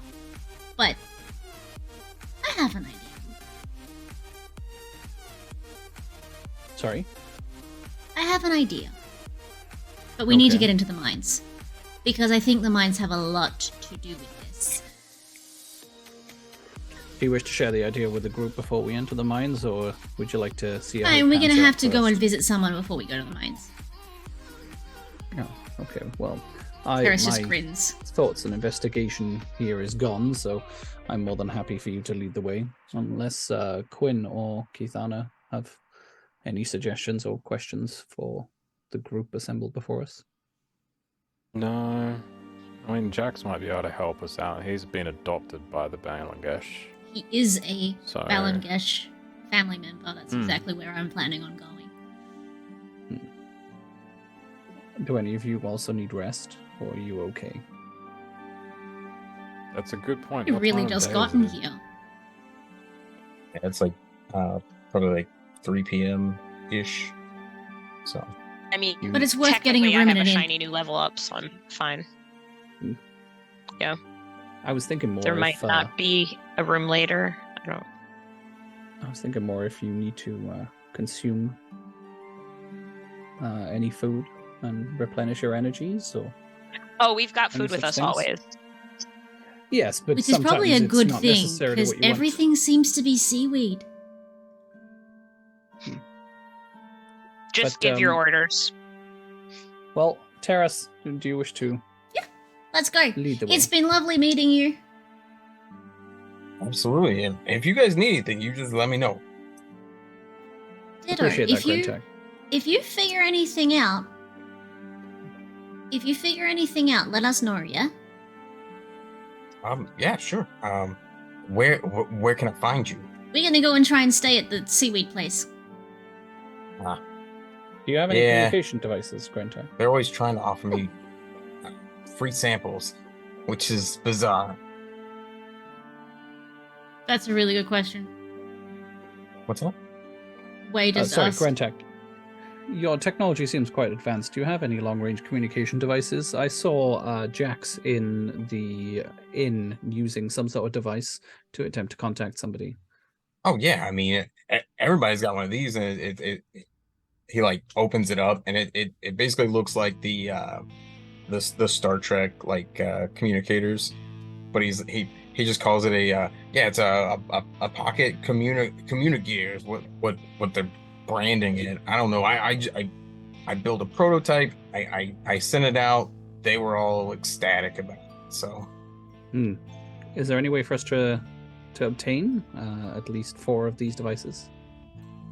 Oh, that's gonna cost you. I mean, I can't just give these out. I mean, I'm already giving out everything else. 5, Yes. yes. Not Redeemer not being able to count. Advanced robot. Even Yeah, just fine. one would do, because then we would be able to communicate with you.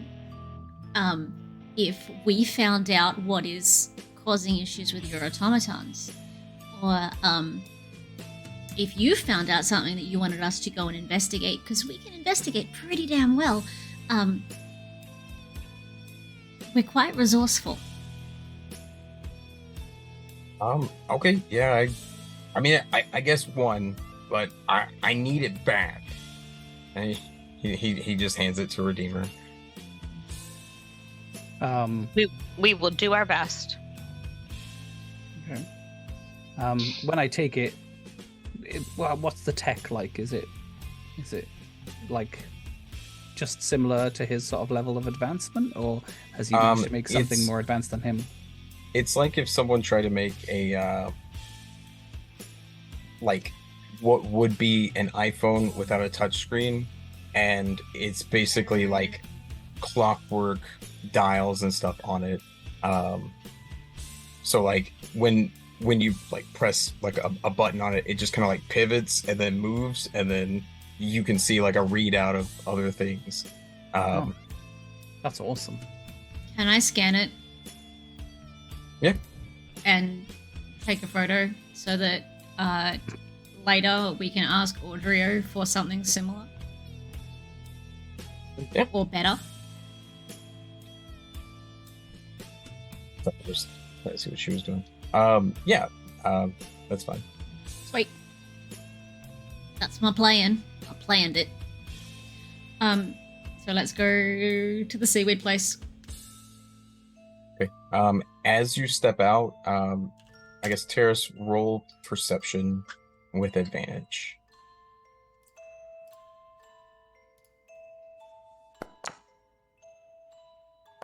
So I have the communication device, right? 16. So you see what looks to be a piece of paper on the ground. I pick it up. Okay. And it appears to be a letter that has been ripped. And this is what it says. So, No. Okay. Hold on. This looks really freaking fancy, Pie. I'm changing to the other screen so everyone can see it. You might be able to see too much. Yeah, I Yeah. think I can. I think I shouldn't know all of that. oh, did it send something else? Well, we could see. It says found letter, and then there's a tab for the other half of the letter. That's alright. I'm Oh, only yeah. reading the one that is. I have letter to Alnia. Yeah. So I can read 0. Is Should- that correct? Yeah, I think so. Hey, Pie. I think Have it's a one. look at What's the that? have a look at the screen on the stream. We can see the whole letter. I think we need to be clicking on found letter in Yeah, order to read the bit that we found. it showed us all of it. And then, otherwise, we can see the other half. And then also, I- there's a thing about investigating the past, etc. So, yeah, I think there's too much. Oh, the text cuts Oh, off at a wow, rip in the why- paper. Yeah. Yeah, close that out. Sorry. Yeah. about So that. am I That literally looking at closed it. one? Yeah. If it makes you feel any better, that everyone was- in the chat has seen it and I haven't because I didn't read it yet. I haven't read it, no. Yeah. Because it's. Can I zoom in? Mhm. I was trying to focus on the I will titles, say I did. nothing else. I did scan it pretty fast, and now I will keep my mouth shut about You've ruined what everything. I know. It's cute God. that you think I'm going to Look, retain Let's this just information. start I over. was If we just wait saying, 5 Hazzy will forget Damn in it, 7 minutes. It's Hazzy. fine. You If we wait guys, 5 minutes, you guys it's gone. arrive in a room. It's got runes and everything all over the wall. There's some pods. Alright, so it says, My dearest Alnia. Alnia? Alnia. Our families will never accept our relationship as they cannot see past their differences. I'm writing this letter to tell you I've never loved you. Well, shit. brutal. Could you imagine how Romeo and Juliet went down like that? Oh, Honestly, you know, our families Juliet, can't I never accept loved you. us, so Walks off. turns out I never loved you anyway. Might as well admit it since our families Never are gonna really be loved you assholes. anyway. But the cause? Well, What I is guess that your friend from? did, I think that's the cause, right? It's the Yeah, cause. it's very C-O-double-R-S. It is. Yeah. Oh, Fantastic. I heard group. C-A-U-S-E, and I was like, the cause of what? No. Check them out. I don't think they really. No, Yeah, I know it's one of my chorus. favorite songs of theirs. Yeah. Irish, I think. Right? I Yes, do they were actually indeed know Irish. the chorus. I just don't know the cause. I do believe the cause And was some strike asshole again. did something. Well, you know. So we are sitting on that time where Pi has to go and be a dad and can no longer leave his other half with the kidlets on her own. Fair, though. That's Um, really fair. So That is more than fair. It's been a great session. it's been an amazing session. This has been so much Yeah. fun. We learned so many things. Big I have info a dump. husky head Aw. popping in. Oh, Can't see it on the distance. screen because it's not. Yeah. She's just out of frame. I've only got from your shoulders inwards, Oh, gotcha. but the rest of us can But see I her. can We see. can see it. We can see. Who cares about chat? It's fine. We love you, honestly. No. But yeah, hi everybody. Thank you so very much for being here. I appreciate all of you greatly. To everybody who helped us level up. Holy shit! Yeah, appreciate that very much. Thank you incredibly much. That was amazing. Yeah. Look, love to everybody. Love to all of you. You are amazing and incredible. Thank you so very much for being here. I'm gonna have a quick look in the mod chat. Do we have anyone that we should go to that you can think of that we should go to? Or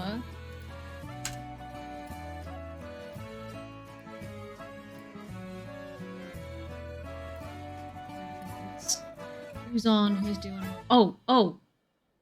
Okay. How about a charity stream for Spelljammer?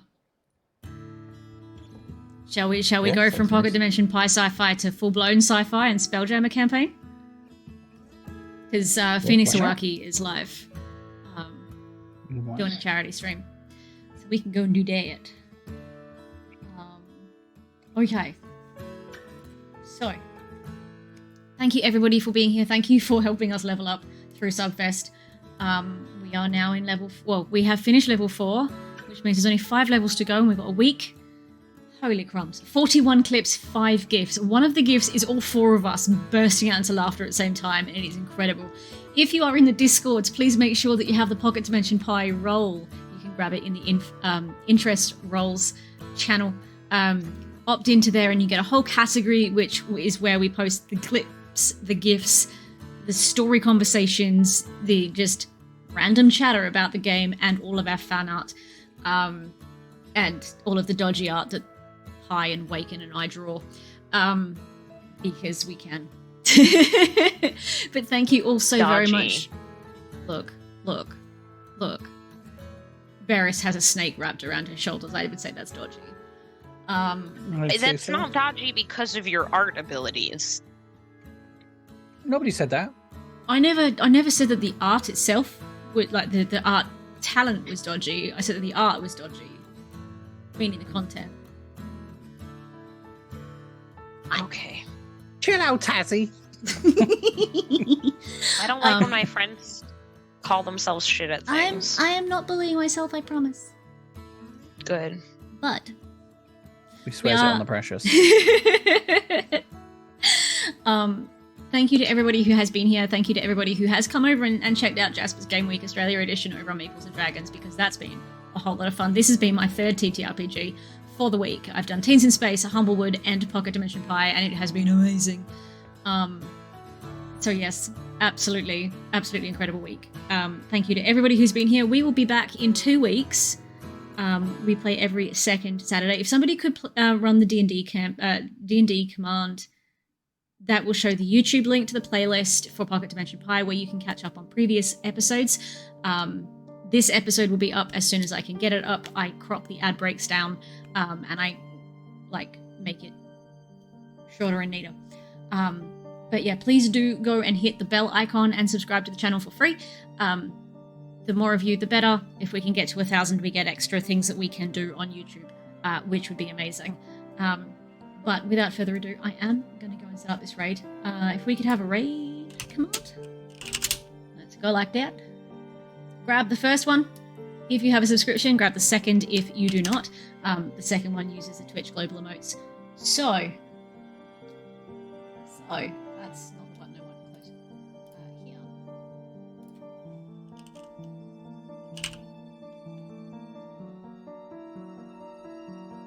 Why is it not showing me? F-O-A-M. I did spell it right, so why is it not giving me the information?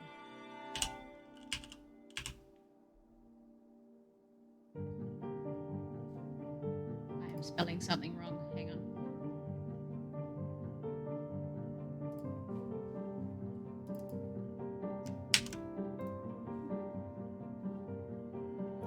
Right. Let's try this again. There we go.